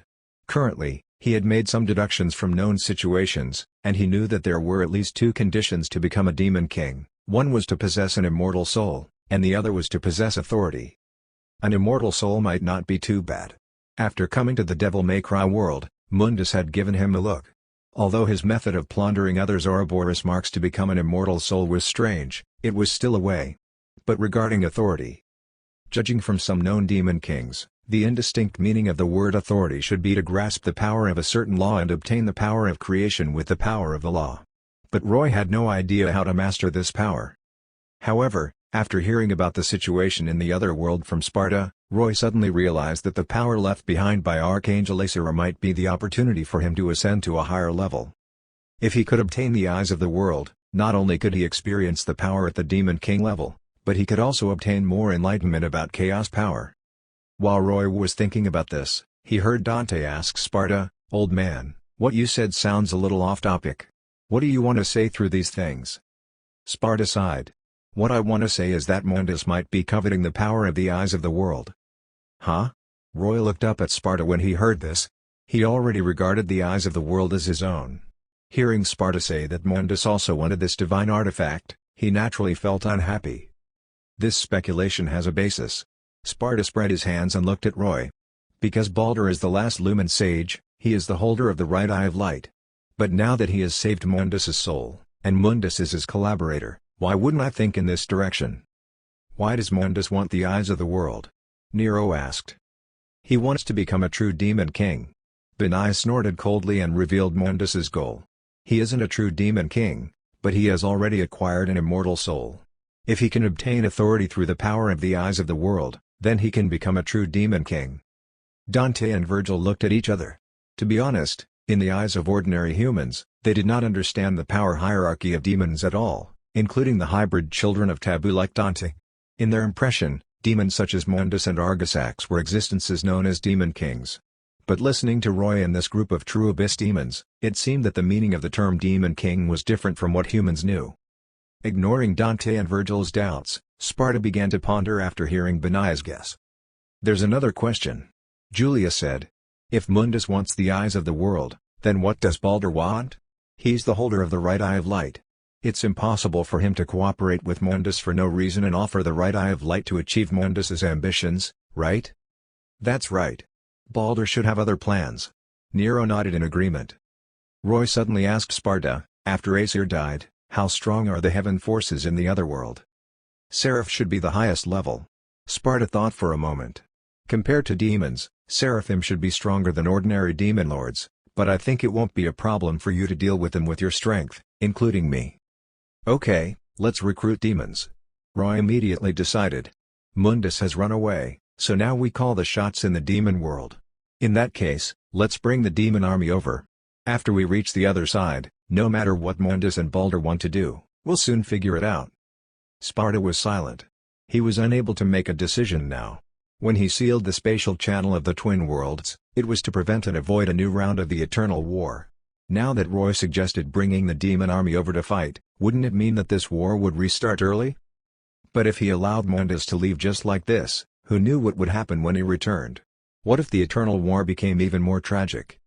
After hesitating for a while, Sparta said, "Okay, but I think there shouldn't be too many troops. It's best if we can control the fighting to a small scale. It's enough to block Heaven's attack temporarily and buy us time to capture or seal Mundus." "Sure." Roy nodded. But he thought that Sparta's plan might come to nothing because it would probably not be so easy to control the situation after the real war began. Chapter 458, Discord. The battle between Roy, Sparta, and Mundus affected a large area of the demon world, so no demon dared to approach when the three were fighting. But the battle was over, and Mundus's body was destroyed. After Baldur left the demon world and escaped to the other world, the demons understood that the victor was determined, so they began to approach cautiously. They were clear that the reign of Mundus had come to an end, and it was now the time for a new ruler to ascend. This situation was common for demons, so they did not feel any burden. Their only worry now was whether the new ruler would be temperamental and vent his anger on them. As for becoming the new ruler of the demon world, Roy naturally would not decline. He flew into the air, and his 3 pairs of enormous demon wings spread open. Surging magic power radiated out wantonly as he declared his status to the demons of the demon world. "I, Demon Lord Osiris, have completely taken over the entire demon world at this moment. From now on, all of you will submit to me. Those who disobey will die." Groups of low-level demons obediently lay on the ground while trembling. Although the stronger demons could still stand, they still looked at the imposing figure in the sky with worshipful eyes. Dante looked up at Roy and whispered to Sparta, "Old man, you're also a demon lord. Why don't you become the ruler?" "It's impossible." Sparta shook his head and replied in a low voice, "Mundus has already ruined my reputation. To the demons of the demon world, I will always be a traitor. Even though Mundus has left, it's impossible for them to acknowledge me. But Osiris is different. His pure abyss aura will only make the demons revere him more." Hearing Sparta say this, Dante, Virgil, and the others stopped talking. The demons within a radius of nearly 100 kilometers gathered to express their submission under Roy's magic power. As his magic power continued to spread, more and more demons gathered toward Demon King City to worship the new ruler of the demon world. Although Roy's Frostfire City in the Abyss had an area of more than 2,000 square kilometers, this size was not simply worth mentioning compared to the demon world. Similarly, the number of demons living in the demon world was thousands of times more than Frostfire City. This was the first time Roy had obtained so many demons as his subordinates. Looking at the densely packed figures on the ground that spread far into the distance, Roy felt great. But not long after, discordant voices appeared. Some powerful demonic hordes appeared in the distance and were approaching. Before they arrived, a thunderous roar came first. "Osiris! As a demon lord, What right do you have to dare to claim to rule the demon world? In the sky, Roy looked down and found that there were 9 demon lords of various sizes. They were currently flapping their wings or rushing over on the ground toward this place. Yes, the area of the demon world was too large. There were still other demon lords on this land, and they were all generals under Mundus and in charge of commanding the army for him. Among them, there were even a few former colleagues of Sparta. The first one that came into view was an enormous fireball. It was a 4-legged demon lord with a human upper body whose entire body was burning with raging flames like a fire kirin. This demon lord ran all the way on the ground, leaving a neat trail of flames on the dark ground. The blazing flames formed a pair of light wings on his back, making him look majestic. He also held a giant broadsword in his hand, and the high temperature made the tip of the sword turn scarlet red. When Roy saw this demon lord, he immediately thought of Ka-Beleth. Needless to say, he was an Inferno overlord. Ah! It's this guy? Nero could not help exclaiming when he saw the Inferno overlord. When he was in the human world, he had fought this guy. At that time, because they were in the human world, this guy's strength seemed to be affected, allowing Nero to beat him back. He did not expect to encounter him again here. Should I hide? Nero looked at his cybernetic arm. When I repelled that guy, he said some fierce words. What if he sees me and wants to fight me again? Too troublesome. Unfortunately, Inferno Overlord Burial did not see Nero at all. As he ran over, he kept staring aggressively at Roy in the sky. In addition to Inferno Overlord Burial, a colossal centipede appeared in the distant sky. This insect-type demon lord's body was even longer than Refaro's. This centipede demon did not have demon wings, and his long body relied on magic power to fly in the sky. His face was a terrifying skull, and deep in his eye sockets burned were faint green flames burning. 2 long tentacles replaced his demon horns and swayed with the wind on his skull. Clearly, this was a demon lord who was adept at using poison. What Roy cared about the most was another demon who came gracefully, and the reason he used the word gracefully was that this demon lord was female. To be honest, this was the first time he had seen a female demon lord. Of course, except for Unia when Julia and Benai merged. The female demon lord looked like a gigantic moth. The demon wings behind her were a pair of huge moth wings. On her colorful, black wings, there was an extremely strange-looking eye on the left and right. Moreover, it did not seem to be a pattern but was alive, and it could even rotate and observe. She had an extremely enchanting figure, and her entire body was faintly wrapped in silk threads like a cocoon. Her long hair coiled into a ring above her head, hiding her demon horns within it. When she was flying in the sky, the tails of her wide, colorful, black moth wings would occasionally sprinkle down fluorescent powder. Who is she? Roy asked Sparta. Madama Styx. That's what they call her. As for her demon name, no one has ever mentioned it. Sparta replied. Be careful. Although this woman isn't too strong, she has extraordinary wisdom. Roy nodded and stopped talking. In his perception, these 3 demon lords were the most worthy of his attention. Although the other demon lords all looked distinctive and awe-inspiring, he did not care about their strength at all. In other words, the remaining demon lords were even worse than Roy when he had just promoted. But no matter what, they were still demon lords, and their strength was qualitatively different from that of high-ranked demons. They were considered relatively powerful existences in the demon world. The one who had spoken to Roy earlier was naturally Inferno Overlord Burial. In blazing flames, he rushed not far below Roy and raised his flame sword to point at Roy. Osiris, you want to become the ruler of the demon world, but have you asked us? Roy grinned sinisterly, crossed his arms, and slowly lowered his altitude.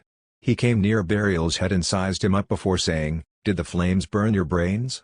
I defeated Mundus, so it's naturally me who replaces him. If you wanted to sit in this position, why didn't you step up and challenge him? Who says I haven't challenged him? A large group of sparks spewed out of Burial's thick ox nose. He gritted his teeth and said, I admit that I can't defeat Mundus, but was it really you who defeated Mundus? Even though I didn't witness the entire battle with my own eyes, I heard that you borrowed the power of that bastard Sparta, right? Roy immediately understood and could not help but glance at Sparta, thinking that these guys were questioning him because of Sparta.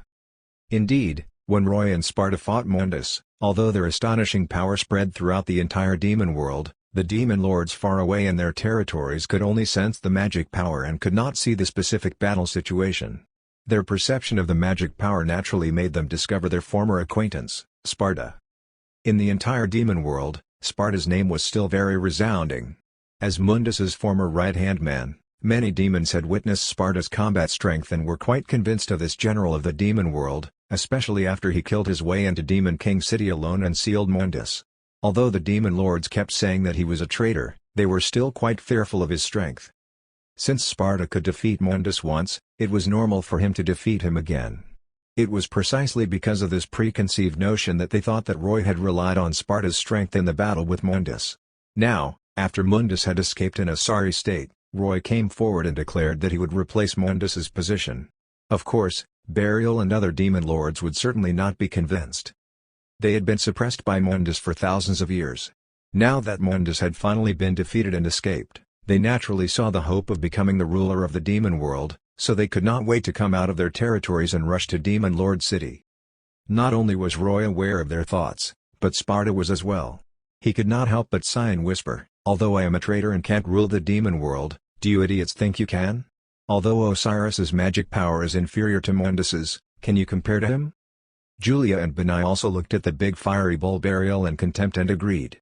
Yes, how could they know that Osiris didn't even use his true name Liberation State when fighting Mundus? Beat them up. Foster father, beat them ruthlessly. Sareth drew his gun, Calamity, and gestured at Burial's legs, wishing he could go on stage as well. Chapter 459, Too Rash. What Sareth said was what Roy wanted to say. Due to the millions of years of hostility between flame demons and frost demons, Roy did not want to explain anything to Burial at all. As long as he beat this guy to the ground, everything would be fine. Roy stretched out his hand to summon Frostmourne, pointed the tip at Burial, and raised his chin. "Come.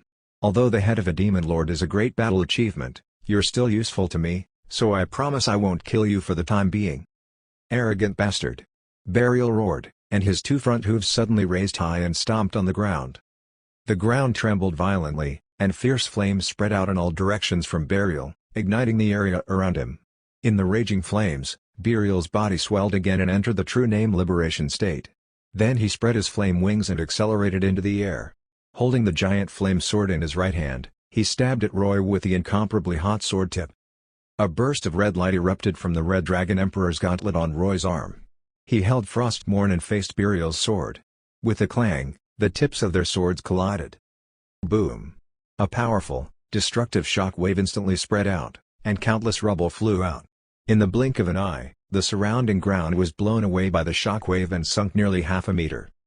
Compared to Burial's nearly 10-meter-long broadsword, Roy's Frostmourne looked tiny, but the tip of Frostmourne easily blocked Burial's flame sword. Burial gritted his teeth and roared, but he could not take another step forward. Burial wanted to transmit his powerful flame power on the flame sword over, but at the tip of the sword, an even more ferocious cold aura restrained it. Roy's entire body was full of endless cold aura, and black snowflakes constantly appeared and turned into black mist around him, looking exceptionally strange. On one side was wild heat, and on the other side was extreme cold, causing an enormous tornado to appear on the battlefield where Roy and Burial were. This tornado was huge, and it was becoming even larger because of the continuous output of their magic power. Soon, this tornado connected to the clouds high in the demon world, forming a powerful meteorological disaster. Under these circumstances, no one dared to come close to watch the battle. Roy's group and the Sparta family quickly evacuated. The Centipede Lord, Madama Styx, and the other demon lords also retreated far away as they looked in surprise at the two fighting. The stalemate only lasted for dozens of seconds. Soon, everyone found that Roy's magic power was gradually overwhelming Burial's. The cold, black aura on Frostmourne was slowly spreading toward Burial's flame sword. The red, scorching hot tip of the flame sword gradually turned black. As the cold aura spread faster and faster, the flames burning on Burial's sword extinguished. Finally, under Burial's horrified eyes, his mighty flame sword actually emitted cracking sounds and then shattered into countless fragments. Under the effect of extreme thermal expansion and contraction, this sword became so fragile. It seemed like it was not made of good materials. The weapon broke, and Burial quickly threw down the remaining hilt. Then he retrieved his soul fragment from the sword and swallowed it. He looked anxious, as though he was afraid that Roy would snatch it away if he were a step too late. But Roy had no interest in the soul fragment in the weapon. After shattering Burial's sword, Roy's 3 pairs of demon wings suddenly flapped, and he charged toward Burial's giant head like a cannonball.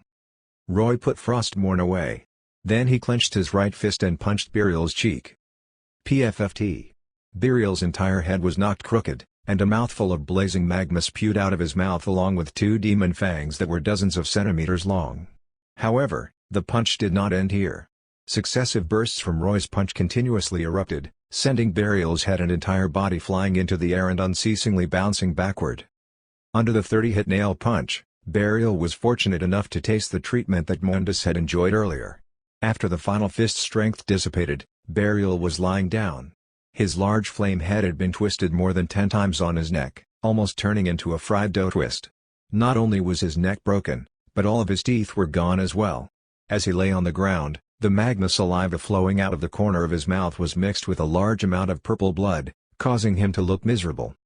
Of course, this injury was not enough to kill Burial. The immortal body of a demon lord was not for show. Burial's demon heart was still beating vigorously. After lying on the ground for a while, he slowly stood up. The muscles on his neck began to squirm, and he slowly twisted his head back. After his teeth grew back, Burial let out a hoarse roar of anger. He had survived for thousands of years and became a demon lord, but he had never been beaten so miserably by an enemy with a single punch. Now that his weapon was gone, he naturally could not rush forward and fight in melee again. So while roaring, his mouth full of sparks shot a gigantic fire pillar at Roy. The spewed flames turned from scarlet red to blazing white. Under the high temperature of more than 10,000 degrees, the ground that the fire pillar passed over melted into magma, forming a straight magma gully. The speed of the flames was so fast that it did not give Roy any time to dodge and directly enveloped him.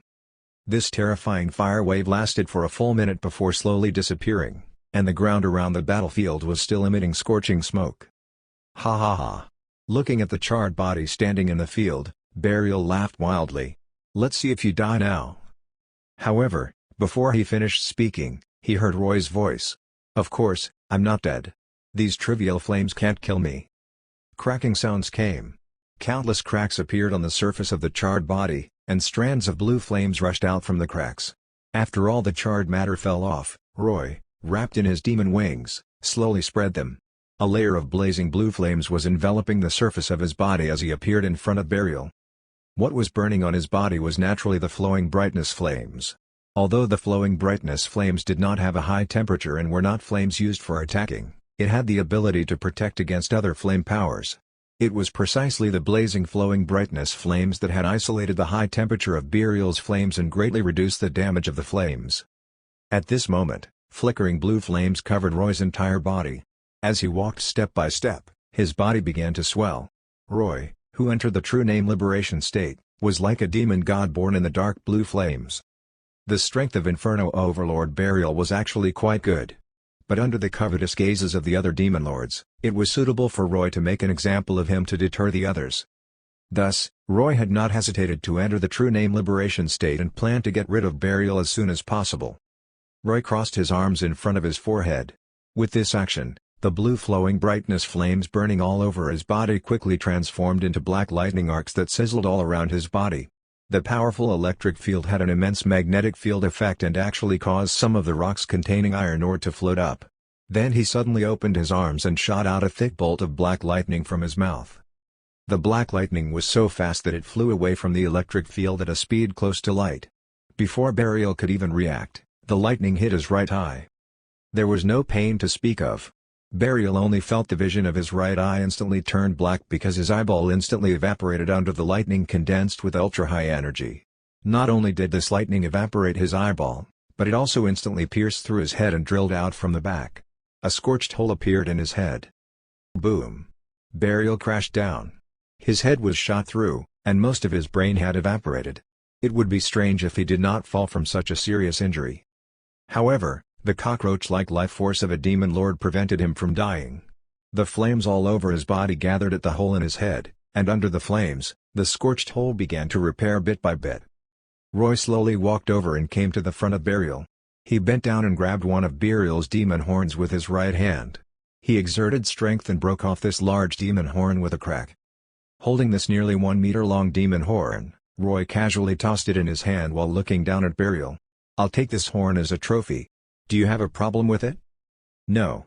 No problem." Burial, who was lying on the ground and panting heavily, replied weakly, "It is my honor. Your Majesty Osiris." Seeing that Burial was convinced, Roy turned around and looked at Madama Styx, the Centipede Lord, and the others.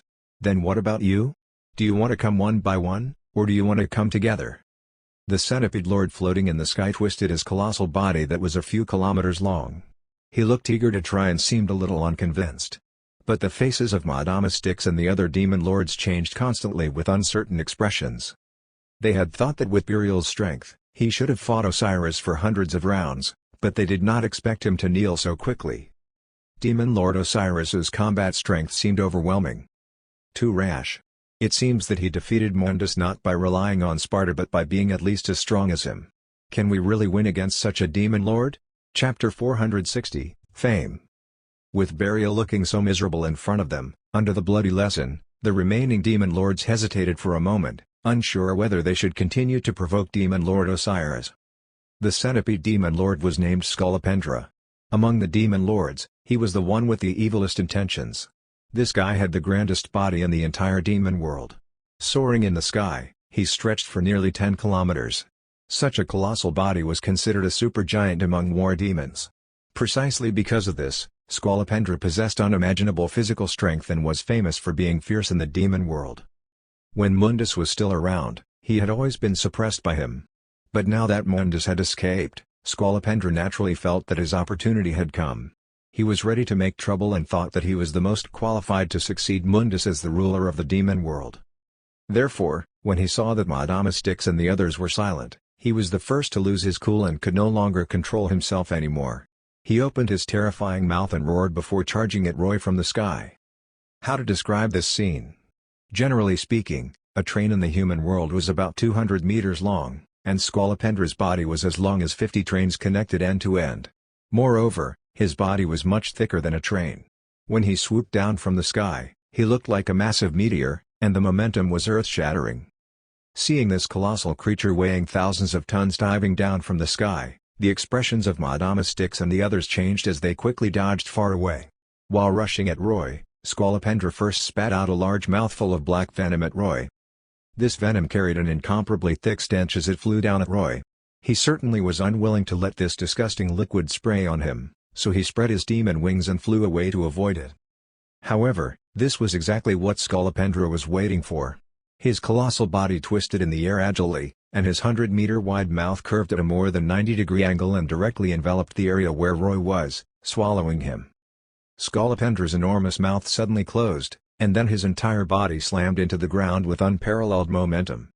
With a loud bang, a gigantic pit appeared in the dark ground, but Scolopendra did not lose his momentum. His extended body continued to crash into the ground and travel underground. Yes, not only could Scolopendra fly in the air, but he could also travel underground. As an insect-type demon, his ability to drill holes was not lacking. As he traveled underground, his head would drill out of the ground from time to time before going down again. He tossed and turned back and forth on the surface for more than 20 kilometers, boring huge underground tunnels. This commotion was really too big. After seeing Roy being swallowed by Scolopendra, Julia's and Benaya's expressions changed. They hurriedly rushed forward to attack Scolopendra, wanting him to make him open his mouth and let Roy out. However, their attacks could only leave countless sparks on the surface of Scolopendra's body. The surface of his body had an extremely hard shell. This shell was dark and shiny, and its defense was astonishing. Facing their attacks, Scolopendra did not care at all and continued to wander leisurely underground. He was waiting for his super-corrosive stomach acid to melt Osiris's body. Once Osiris's body dissolved, he would devour his soul. This was how Scolopendra fought. He was not good at any magic and could only use a little poison at most. But he had devoured and killed all the powerful enemies he encountered in the past this way without exception. Julia and Benaya's attacks were ineffective. Fat Tiger rushed forward, wanting to hold down Scolopendra, but his immense strength failed in front of Scolopendra. He could not hold him down at all and was instead pushed around by him. Seeing this, Julia and Benaya could not help but look at each other. They took out their matching fusion earrings and prepared to wear them. But at this moment, Scolopendra's body suddenly stopped moving. A few seconds later, his colossal body suddenly twisted frantically, smashing the ground and causing it to quake as he screamed in pain. Just as he opened his mouth to roar, a figure flew out. Who else could it be but Roy? Julia and Benaya heaved a sigh of relief and quickly flew over to Roy to check him, only to find that he was fine. "What did you do in his stomach? Why is this guy like this?" Julia asked curiously. "Seriously, this guy is an idiot." Roy looked disdainfully at the still writhing Scolopendra below. "If he didn't swallow me, I might not have been able to do anything to his tough shell for a while. But this guy was courting death by swallowing me. I pierced the inner wall of his stomach and injected hundreds of viruses into him. Now, the inside of his body is already a mess." Scolopendra probably never expected that Roy had the title of Plague Lord. After all, he had not used any viral ability when he fought against Burial. This misjudgment was a fatal mistake for Scolopendra. The viruses that Roy injected into his body not only caused tremendous damage to his body but also reacted with the poison in his body, causing his body to dissolve instead. "That's true. This guy's body is so big, so his brain is probably only a small lump. It's completely disproportionate." Benaya nodded in amusement and ridiculed in all seriousness. At this moment, Scolopendra had already lost his combat strength. It could be said that it had been easier for Roy to deal with him than to deal with Burial. However, Roy did not intend to give him the same treatment as Burial. The others could surrender, but he had to die. The reason was simple. This was the first time someone had eaten Roy since he became a demon. He could not help but feel angry when he thought of the oppressive stench and slimy pitch-black environment in Scolopendra's stomach just now. This centipede had to die. Roy got Julia and Benaya to back away while he swooped down toward Scolopendra. After arriving in front of him, who was still writhing, Roy grabbed the two long tentacles on his forehead and brought them together. The Red Dragon Emperor's gauntlet on his right arm flashed with red light, and the 64-fold increase in strength activated. With a roar, he grabbed Scolopendra's tentacles and picked him up. In the air, Roy pulled up Scolopendra, whose body was still half buried underground, like pulling a carrot. Then he slammed his colossal body repeatedly into the ground. When Dante, Virgil, Nero, and the others saw this scene from afar, their eyes almost popped out. This scene of smashing Scolopendra back and forth was like an ant wrestling an elephant. It really subverted their worldview. No matter how inconceivable they thought it was, Roy did it.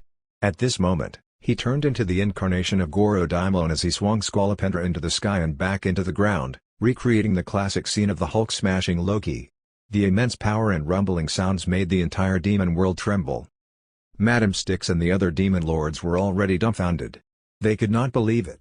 It was fine if Burial knelt quickly, but why was Scolopendra kneeling even faster than Burial? Boom. Boom. Boom. Scolopendra, who was being smashed back and forth, suddenly flew out of Roy's hand, and his nearly 10-kilometer-long body flew away like a soft noodle. This was because his tentacles had broken. Scolopendra's body flew far away and crashed on the ground, causing a magnitude 6 earthquake. Roy casually threw the two thick tentacles in his hand and rushed toward Scolopendra again. You win. Osiris. I will obey you." Scolopendra trembled. Seeing Roy flying closer, he hurriedly said, "Please, let's stop fighting." However, Roy did not say anything. After rushing in front of Scolopendra, Frostmourne suddenly appeared in his hand and stabbed at his forehead. With a PFFT, Frostmourne pierced through until the hilt. When Frostmourne touched Scolopendra's soul, it transmitted joy to Roy. It wanted to devour this powerful soul. Roy comforted it and then poured powerful electric currents into Scolopendra's body through Frostmourne. The electric light of dark lightning was running around in his body, causing him to make even more painful sounds. Not only did his body feel immense pain, but even his soul was in pain. He could feel this strange electric current wearing down his soul bit by bit. Moreover, the curses of Frostmourne were also rampaging in his body at this time. Scolopendra finally understood the pain that Mundus suffered when fighting Roy. Under the intense pain, Scolopendra could no longer think calmly. He only wanted to escape from the pain in his soul, so he subconsciously separated his soul from his body. This guy had a small brain. The reason why Roy went to so much trouble was for this moment. Seeing Scolopendra's soul leave his body, Roy immediately stretched out his hand and grabbed it. On this black soul was Scolopendra's appearance, but Roy did not give him any chance to beg. He directly stuffed it into Frostmourne. Even if he devoured the soul of a demon lord now, it would not increase his magic power by much, so he simply used it to improve Frostmourne's abilities. The stronger Frostmourne's abilities were, the stronger the curses of the sword. After Roy gave Frostmourne Scolopendra's soul, he did not put his body to waste either. He waved at the sky and got Rufaro to come down. It was time for Rufaro's power to improve further. With Skalapendra's colossal body, the Sky Dragon of Osiris would become even larger and more worthy of the name. Chapter 461, His Majesty Osiris. When Inferno Overlord Burial saw Skalapendra's soul being stuffed into Osiris's demon sword and the eyes of the skeleton on the hill glowing with greed, his entire body felt uncomfortable. He thought that he was already miserable enough, but he did not expect Skalapendra to be even worse than him. At least he managed to keep his life, but Skalapendra completely died. That idiot, what was he thinking by letting his soul out? Did he not remember that after losing his Ouroboros mark, his soul would not return to the abyss after being exposed? In any case, Skalapendra was a colleague of Burial and the others, who had fought together for many years. Now that he was dead, Burial could not help but feel sad. Madama Styx and the other demon lords felt the same way. However, even though the murderer was right in front of them, they had no intention of taking revenge for Skalapendra. The reason was simple: they did not want to die. It had been a long time since they lost their Ouroboros marks. From the initial discomfort, it no longer mattered much later. After all, as demon lords, it was very difficult for enemies to kill them. But the death of Skalapendra suddenly reminded them of their situation. Without the protection of the Ouroboros mark, they might die. Who's next? Roy was currently stepping on the giant head of Skalapendra's corpse. He had just finished killing him, and his murderous aura had yet to subside. After removing his face armor, the smile on his face looked especially sinister. His 2 rows of neat and sharp teeth seemed to be flashing with cold light, and his red pentagram eyes stared at everyone murderously. Seeing Roy's sinister smile, Madama Styx and the others could not help but take a step back. Then they realized that they seemed to have lost their composure, so they exchanged glances and pushed Madama Styx forward as the representative to negotiate with Roy. Madama Styx flapped her moth wings and took 2 light steps forward. "Osiris, we have no intention of becoming enemies with you. You have already proven your strength, and it's not impossible to acknowledge you as the ruler of the demon world. However, we have a question for you." "Speak." Roy raised his chin at her. "Mundus has already escaped in defeat. I suppose that you are replacing him because you want to hunt him down?" Madama Styx said. "What we want to ask is, are you confident in taking back the Ouroboros marks that Mundus stole? And will you return them to us after taking them back?" "That's 2 questions." Roy sneered. "It seems like you actually know that it was Mundus who took your marks, right?" Madama Styx nodded. "Of course. We are demon lords. Those low-level demons don't know what's going on, but how could he deceive us? But Mundus was the ruler here and had always been suppressing us, so we couldn't resist." Sparta stood expressionless at the side, but he was very disdainful of Madama Styx and the others in his heart. So many demon lords knew what Mundus did, but only he dared to resist. No wonder these guys had not progressed since becoming demon lords. They had already lost the courage and desire to advance. However, Sparta knew that this was the norm for demons. After all, it was too difficult to become a demon king. Many demon lords had no way to advance and could only stop at this level for the rest of their lives. This situation where they could not see hope naturally destroyed their thoughts of improving. To be honest, when Sparta served under Mundus, apart from Mundus being stronger than him, it was also because he saw hope in Mundus.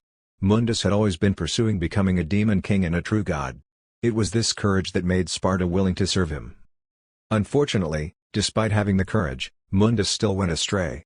Although seizing the Ouroboros marks had allowed him to obtain an immortal soul, it also pushed him into the opposite of all demons. Now, this conflict finally erupted totally. After he escaped, all the demon lord generals under him first thought about how to take back the lost marks. No one wanted to be loyal to him, and it could be said that they had completely betrayed the former ruler of the demon world. Roy did not even think about the questions of the demon lords as he replied, "As long as I can get Mundus's soul, I have a way to separate the marks from his soul and return them to you.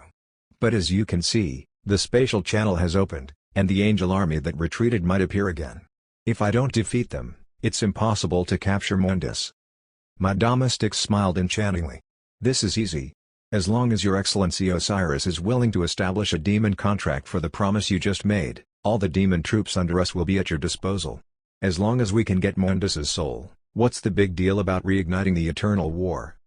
Roy looked at Madama Styx and the others in silence before nodding. "Okay." Thus, a demon contract appeared out of thin air. It listed the terms agreed upon by both parties. After reading the contract and finding no loopholes, Inferno Overlord Burial, Madame Styx, and the other demon lords left their demon names on the contract one by one. After Roy left his demon name, the contract was established. The demon lords bowed and declared their allegiance to Demon Lord Osiris. It had to be said that demons were really clear about the hierarchy.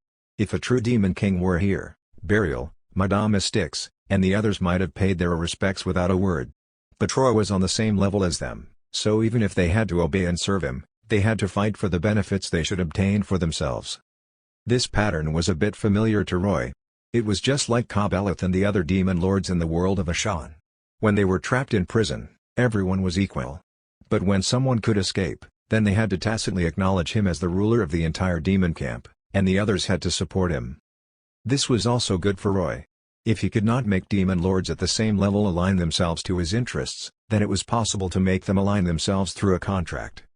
As for how to separate the marks after capturing Mundus's soul, Roy was not worried at all. This time, he had harvested a lot of souls in the demon world. Although they all came from demons, he could still use them. At that time, as long as he used the system to create an item such as a separation device, he could separate out the marks that Mundus had fused. As for how many souls he would need to make this item, he would see when the time came. Okay. After establishing the contract, Roy said to Madame Styx and the others, "Now, return to your respective territories, gather all your troops, and then assemble at Demon King City." "Yes, Your Majesty Osiris." Madame Styx and the others bowed before spreading their demon wings and flying away in all directions. Inferno Overlord Burial, who had a broken demon horn, moved his four hooves and ran into the distance. After the demon lords left, the densely packed low-level demons in the distance carefully approached and knelt down to offer their loyalty to Roy, the new ruler of the demon world. War is coming again. Sparta sighed when he saw this scene. "Isn't this normal for demons?" Roy looked at him and asked curiously, "Why do you seem so resistant to war?" "You don't understand." Sparta looked at Roy. "Osiris, you're very powerful. The rarest thing is that you seem to be very young.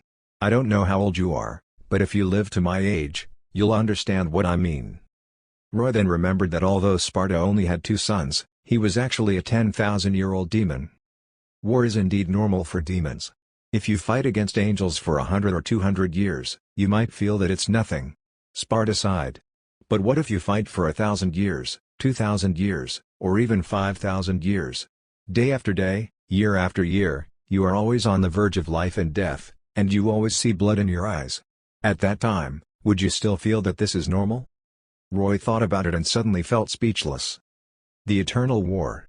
This term sounds great and glorious, but in fact, this war that has lasted forever and has no end in sight has already made many demons and angels weary. Sparta said. "In the nearly 10,000 years since I came to this world, I have seen many demons choose to end themselves because they could no longer endure this endless war. It's the same for angels. I've encountered many angels who could clearly fight against enemies on the battlefield, but in the end, they chose to let their opponents kill them." Hearing Sparta's emotional sigh, Julia could not help but nod. It was indeed so.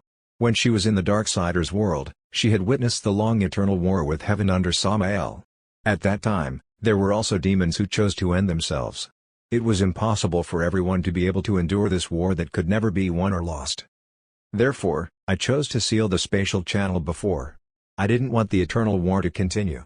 Sparta put away his demon sword and said to Roy, "But the matter regarding Mundus leaves me without choice. Now, I only hope that you, Your Majesty Osiris, can allow me to seal this channel again after capturing Mundus. I would be endlessly grateful." "Okay, I promise you." Roy nodded. Listening to the conversation between Sparta and Roy, Dante, Virgil, and Nero could not help but look at each other. At this moment, they suddenly felt that it was better to be human. At least, with a human lifespan of several decades, they did not need to worry or think about what would happen thousands of years later, nor did they need to endure the mental torture brought about by the long passage of time. Chapter 462, Rodan. Due to the darkness of the demon world and the lack of celestial bodies, there was no exact time measurement. About 2 days later, the demon lords brought their troops and gathered near Demon King City. During these past 2 days, Roy had occupied Mundus's lair, Demon King City, confirming his identity as the current ruler of the demon world. Demon King City was quite large, and the roads were very complicated. Seeing the various buildings in Demon King City, Roy found that many of them had the style of angels, and sculptures of Mundus were everywhere. These sculptures varied in size, but without exception, they all had the specific appearance of a bearded angel with wings on his back. From this, it could be seen how twisted Mundus's mentality was. He was clearly a demon, but he always fantasized about becoming an angel like God. Roy felt that the fundamental reason for Mundus's mentality was nothing more than a denial of his original situation. Although Mundus was a demon, he wanted to deny his demon identity. He thought that he should become an angel, just like how some men in the human world wanted to wear female clothing to become dazzling. Therefore, it was not incomprehensible that this guy had ganged up with the Lumen sages of the otherworld. The connection between the Lumen sages and the angels might be what Mundus really wanted. Perhaps he wanted to use some method to get rid of his demon identity and become an angel. If angels becoming demons was called degeneration, then what should demons becoming angels be? Purification? Sublimation? In any case, it was normal for an unprofessional and incompetent ruler of the demon world like Mundus to be replaced. After Roy settled in Demon King City, he ordered the demons to destroy all of Mundus's statues, and they executed his will. After the demon lords brought their troops and gathered around Demon King City, Roy summoned them for a war meeting. Over the past 2 days, both the demon world and heaven had sent several small-scale reconnaissance teams to the opposite side through the spatial channel. The two sides eliminated these scouts without exception, but there was still some intelligence sent back. The intelligence sent by the demon scouts allowed Roy to understand a little bit about the situation on the other side. On the other side of the spatial channel was not the main material world, human world, of the opposite twin world but the purgatory space where heaven was. This made Roy wonder if the purgatory space of the demon world and the purgatory space of heaven were originally one. They each wrapped around the original twin worlds, and they were a world model similar to a double-yolked egg. But because the two worlds had different orbits, when they were far away from each other, the purgatory space was torn into two, forming the demon world and heaven. When the two worlds were close to each other, the spatial channel connecting the demon world and heaven appeared again. This theory obtained the general approval of the demon lords. Being able to become a demon lord meant that they had a certain degree of research into space, and the world model Roy mentioned was exactly what the demon lords conjectured. After communicating with the demon lords, Roy learned that this spatial channel had actually appeared several times over the past thousands of years. But because the angels had retreated and Mundus ruled the demon world, he had not launched an expedition against heaven. In addition, Sparta had sealed him later, so everything was even more peaceful. Every time the channel appeared, there would only be some sporadic battles, which were caused by angels or demons accidentally entering the channel. It was only recently that Mundus was about to break free from the seal that he began to search for this randomly appearing spatial channel again. His goal was naturally to recontact Baldur on the other side. Sparta sensed his intention to find the spatial channel and felt that nothing good would happen, so he did not hesitate to use his body as the price to seal the spatial channel that had just appeared. Now, Mundus had fled to the other side and even taken away the Ouroboros marks of the demons.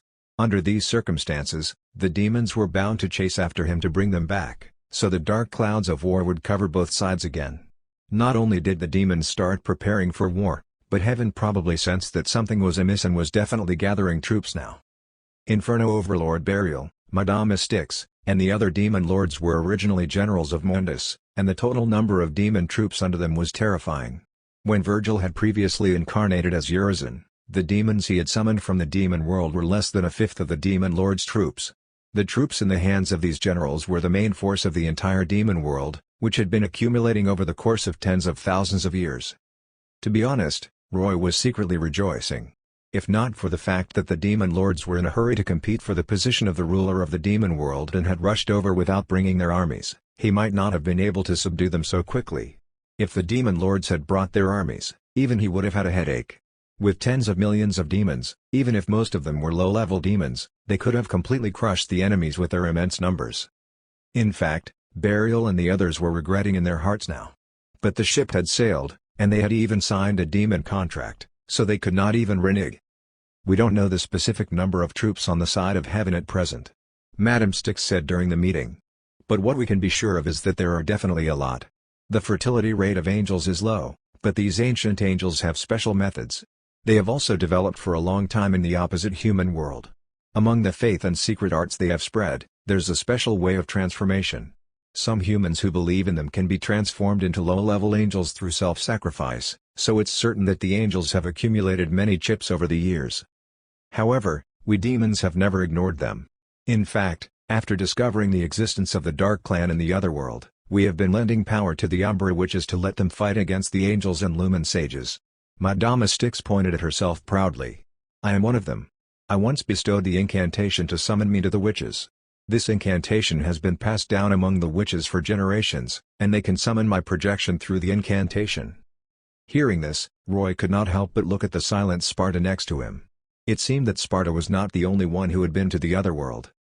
Madama Styx continued, in addition to me, there are also some powerful demons in the demon world who have bestowed power to the witches. In fact, every time the spatial channel appears, the witches will be strengthened, and powerful demons will contact them. And the offerings that the witches use to summon demons to fight are the souls of the angels they killed. Roy was sitting on a large throne and tapping his finger on the armrest. He asked thoughtfully, in that case, the demon world actually knows a lot about the other world, right? Yes, but this understanding comes from and is limited to the cognition of the witches. Another demon lord said. Since the witches and angels are enemies, it's naturally impossible for them to know the specific situation of heaven. The angels are gathering on a large scale to prepare for the war. How is it possible for the witches not to know such a big move? Roy asked. Can you contact them and get them to send back information? Madama Styx explained, there are two current witches. One is named Bayonetta, and the other is Jean. Both of them are very powerful witches, but they are humans after all. If the demon world invades heaven, it's hard to guarantee that we won't affect the human world. Therefore, the witches are also very vigilant against demons. I think it's impossible to count on them. It's better to find that bastard Rodon than to find them. Rodon? When Roy heard the name Bayonetta, he sighed inwardly. It's really her. But then he was attracted by the name mentioned by Madama Styx. Yes, Rodon. At the mention of this name, Madama Styx and the other demon lords all had bitter and hateful looks on their faces. Two demon lords even cursed softly. After a while, Madama Styx stabilized her emotions and continued, he is a powerful demon, but in fact, he is a demon that fell from being an angel. When he was in heaven, he was a formidable angel, and it was said that his strength was infinitely close to that of an archangel. But later, for some reason, he actually fell. The demon world speculated that it might be because of internal strife. After all, those ancient angels are not as harmonious, united, and loving as they claim to be. After Rodon fell, he became an equally powerful demon, but he did not come to the demon world to live. Perhaps due to his special circumstances, he can stay there for a long time as a demon.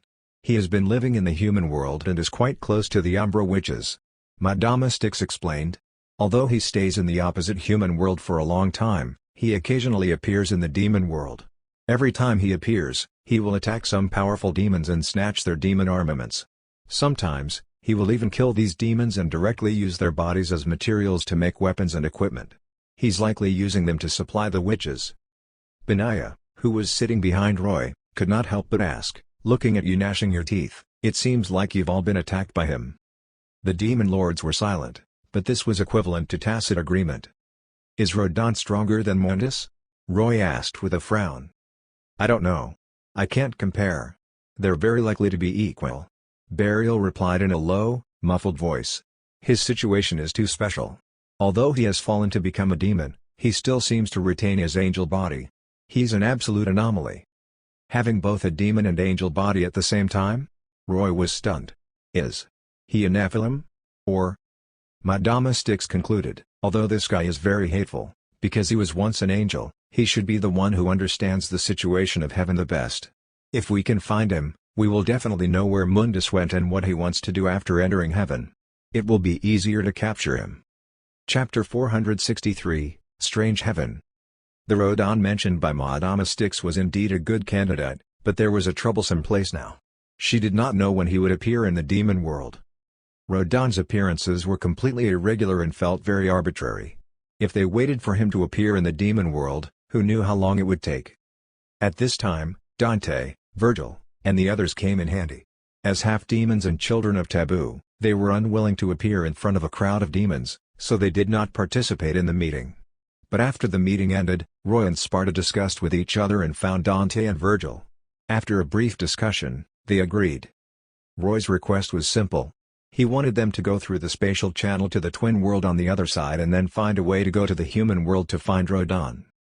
As demon lords, be it Roy or Sparta, it was not easy for them to appear in human worlds, whether it was the Devil May Cry worlds or the Bayonetta worlds. But it was different for half-demons. They could move around freely, even if they were not native residents of the Bayonetta world. Thus, the four half-demons, Dante, Virgil, Nero, and Seraph, passed through the spatial channel and set off for the other world. Of course, when they first drilled through, they should be in heaven, and they might encounter the attacks of angels. But with Dante and the other strength, it should not be a problem to deal with them. They only needed to find a way to the human world as soon as possible. After Dante and the others left, Roy and Sparta began to prepare for war. The demon lords had brought too many troops, so Roy had to recruit enough troops to balance it out. Therefore, he got Fat Tiger and Cerberus to take Cassandra to the previous battlefields of the demon world to collect the corpses of dead demons to make an undead army while he rode Rafaro and gathered the scattered demons in the demon world. In fact, from this, it was apparent what one of the disadvantages of having a demon lord as the ruler of the world was. The space of the demon world was so huge that he had to go to some remote places personally. It could not be helped. The radiation range of his magic power aura was not enough to cover the entire demon world. If a demon king like Samael were to come to the demon world, there would have been no need to say anything. As long as he stayed in Demon King City, countless demons would spontaneously come and submit to him. When Roy was gathering troops, Sparta was also helping. How should it be put? During the time they spent together, Roy did not know if it was because of Sparta's time in the human world, but he found that it had affected his personality, causing him to have no ambitions despite being a demon lord. After Roy became the ruler of the demon world, Sparta consciously placed himself in the position of assisting him. Of course, this was also because Roy's and Sparta's goals were now in line with each other. Sparta knew very well that Mundus had broken free from the seal. Although he had escaped from the demon world in defeat, as long as his soul was not destroyed, he would return sooner or later. Mundus was plotting to become a true demon king. If he succeeded, then when he returned, with Sparta's strength, he would no longer be able to do anything to Mundus. At that time, not only would he be killed, but his two children, Dante and Virgil, and even his grandson, Nero, would. The bloodline of the Sparta family might be cut off in the hands of Mundus. This was absolutely unacceptable to Sparta, so he did his best to help Roy in hopes of totally eliminating Mundus. The process of gathering the demon army lasted for about 3 days. When Roy and Sparta returned, they brought back about 10 million troops. Although most of them were low-level demons, the vast number and dense scene made people feel fear just seeing it. Coupled with the troops of Burial and the other demon lords, there was a total of more than 35 million demons gathered, which was almost the size of a super-large city in the human world. These 35 million demons assembled on the ground nearly 2,000 square kilometers around Demon King City, and even then, it still appeared crowded with demons. But this number was only about 1/10 the number of demons in the demon world. "That's enough. Let the vanguard set off," Roy said. "This density has already reached the limit. If we let the demons stay like this, it may cause them to kill each other." Roy's words were equivalent to announcing that a new round of the eternal war between heaven and hell had begun in the twin worlds. Countless winged demons flying in the sky strive to be the first to fly into the spatial channel. The wingless demons on the ground piled up a wide slope that connected to the spatial channel in the air. After the tide-like low-level demons climbed to the spatial channel on the slope, they screamed and jumped into it like dumplings. The passage rate of the spatial channel was very high. It was the kind of supergiant army portal that could accommodate at least tens of thousands of troops at the same time. This also gave the demons a chance to march on a large scale. After countless demons rushed into the spatial channel, they disappeared in the blink of an eye. They were teleported over. This was not the first time Roy had seen such a scene. Back in the Darksiders world, the number of demons was even more exaggerated than this time. But no matter how he looked at it, he felt that this scene was extremely terrifying. It had to be said that demons were indeed a race born for war, just like the Ocean of Zurg in StarCraft. They did not require any tactics or strategies and relied purely on numbers to drown their enemies. "Let's go too. Let's see what the opposite heaven looks like." Roy led Julia, Bunaya, and the others, including Burial, Madame Styx, and other demon lords, into the spatial channel.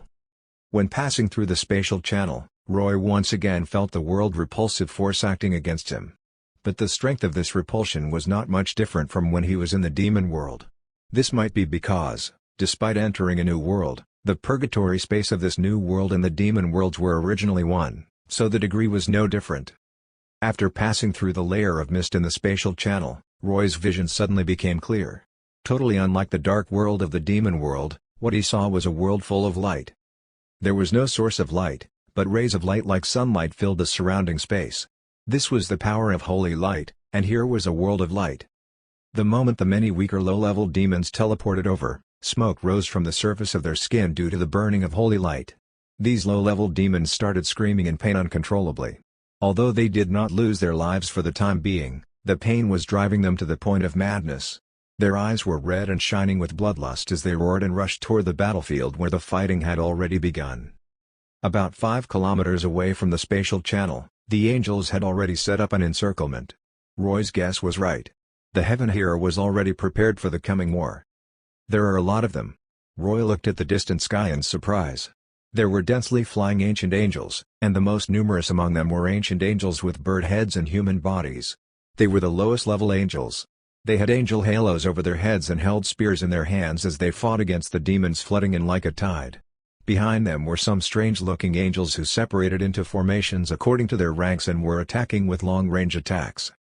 The number of these ancient angels indeed exceeded Roy's expectations. There were many more angels than what he had seen in the Darksiders world. But then he remembered what Madama Styx had said before. Through the teachings of doctrines and faith, angels had received some human souls that had risen to heaven through the self-sacrifice ritual and made these humans into low-level angels. Thus, this number was reasonable. Roy stood on Rufaro's forehead and looked around. He saw some floating islands scattered at different heights, which were the foundations of heaven. Around these floating islands were many strange light screens of runes. These strange light screens of runes actually existed all around the spatial channel. These light screens formed a kind of ground that could be stepped on. After the wingless demons of the demon world entered, the ground they stepped on were these light screens. We have to get the demons to capture those floating islands as soon as possible. Roy immediately saw the problem and said to Burial, Madama Styx, and the others, if the angels withdraw these light screens, then the wingless demons will lose their footing. At that time, we will lose a lot of demons. Burial and the others nodded and split up in several directions. They each led their troops to break through the defensive lines of the angels' encirclement. Seeing the appearance of the demon lords, the high-level angels on the angels' side naturally stepped forward to join the battle. They were some really strange-looking angels. Roy saw some centaur-like angels with golden armor covering their forehooves and holding cavalry-long spears. They had 2 wings on their backs, but they did not have a head. Their large faces were actually on the abdomen. There were also some griffin-like angels with armor covering their bodies and angel halos, full of a strange mechanical feeling. There were red ones and blue ones. The blue ones could use lightning power, while the red ones used flame power. These flying griffin angels had incredible agility. They ran back and forth among the demon army and continuously killed the low-level demons. In addition, Roy saw angels with long monster tails that looked like geckos, faceless snakes with 4 wings on their backs that looked like feathered serpents, headless warrior angels who were mighty warriors and had their faces on their swords' hilts, and so on. They were really peculiar and strange. Chapter 464, Half-Demon Heaven Group. The war between heaven and the demon world has begun, but this war shall be put aside for the time being. Let us turn our attention to earlier. After Dante, Virgil, Nero, and Sareth went into the spatial channel, their first stop was heaven. As they had set off earlier, heaven had yet to fully deploy its ambush encirclement against the demon world, so they did not encounter the angels immediately after entering the spatial channel, allowing the 4 half-demons to sneak in quietly. The heaven of the Bayonetta world was also in a purgatory space. But unlike the demon world of the Devil May Cry world, heaven here did not cover the entire purgatory space. The number of angels was ultimately inferior to that of demons, so their requirements for living space were relatively small. The purgatory space here was also humongous, but apart from heaven occupying a portion, the rest of the purgatory space reflected the human world. This was truly a wondrous sight. In the entire purgatory space, on the ground were streets and buildings all of the human world. These scenes were like reflections in a mirror, completely replicating the scenes of the human world. But the difference was that only the still objects in these scenes seemed to have a physical feeling, while the moving people and objects looked very illusory, like lights and shadows. Dante and the others looked at this sight with their mouths agape, feeling a little lost. "They don't seem to be able to sense us," Sareth said. He was currently standing on a wide street. When a human figure walked toward him, it actually passed through his body. The illusory figure flickered, but it did not notice anything and just continued walking forward. Dante and Nero nodded. They also discovered this situation. These reflections of the human world were actually because the purgatory space they were in was on the same spatial coordinates as the human world but not in the same space. In fact, it was not only like this in the Bayonetta world but also in the Devil May Cry world. The purgatory space and the main material world of humanity overlapped. If you randomly chose a place in the purgatory space to enter the main world, you might appear in that place in the human world. But in the Devil May Cry world, this reflection phenomenon caused by overlap was extremely rare. Due to the expansion of the demon world, the demons were active in the purgatory space and had long destroyed this reflection phenomenon. Virgil had not said a word since he came here and was deep in thought. At this moment, he suddenly pulled out Yamato and cut a vending machine on the side of the road in two. What he cut open was a scene reflected in the purgatory space. But in the real human world, the vending machine at the same place actually had a neat cut and slowly collapsed, causing the people on the street to be shocked by this sudden scene. The human-shaped figures of lights and shadows looked panicked. Then, when they found that nothing seemed to be nothing wrong, their curiosity aroused, and they surrounded the split vending machine and discussed how this thing suddenly split. For still objects, the reflection phenomenon is perfect. Virgil said as he suddenly slashed at a human figure. After finding that his blade passed through it and did not cause any harm, he continued, but moving objects don't seem to be too affected. Dante said to Virgil unhappily, "Hey, Virgil. What do you think you're doing? Don't forget that your Yamato can cut open space. What if you really killed that person just now? I can understand you wanting to study these reflections, but your actions are too dangerous." "Humph." Virgil snorted coldly and ignored Dante. He turned around and left. Dante had a headache. They had already found the old man, so why did Virgil still have such a terrible personality? Forget it. Nero tried to smooth things over. Have you forgotten that Osiris has already extracted Sparta's soul fragment from Yamato? Now, it should have lost the ability to cut open space. Virgil should have known this before acting. He doesn't have any ill intentions. Yeah, ever since you found out that he's your father, you've been siding with him. Dante poked Nero's head and said in annoyance. But why don't you go up and talk to him? I don't know what to say. Nero said dejectedly. Who cares if it's awkward? Just go up and chat. Sareth suggested.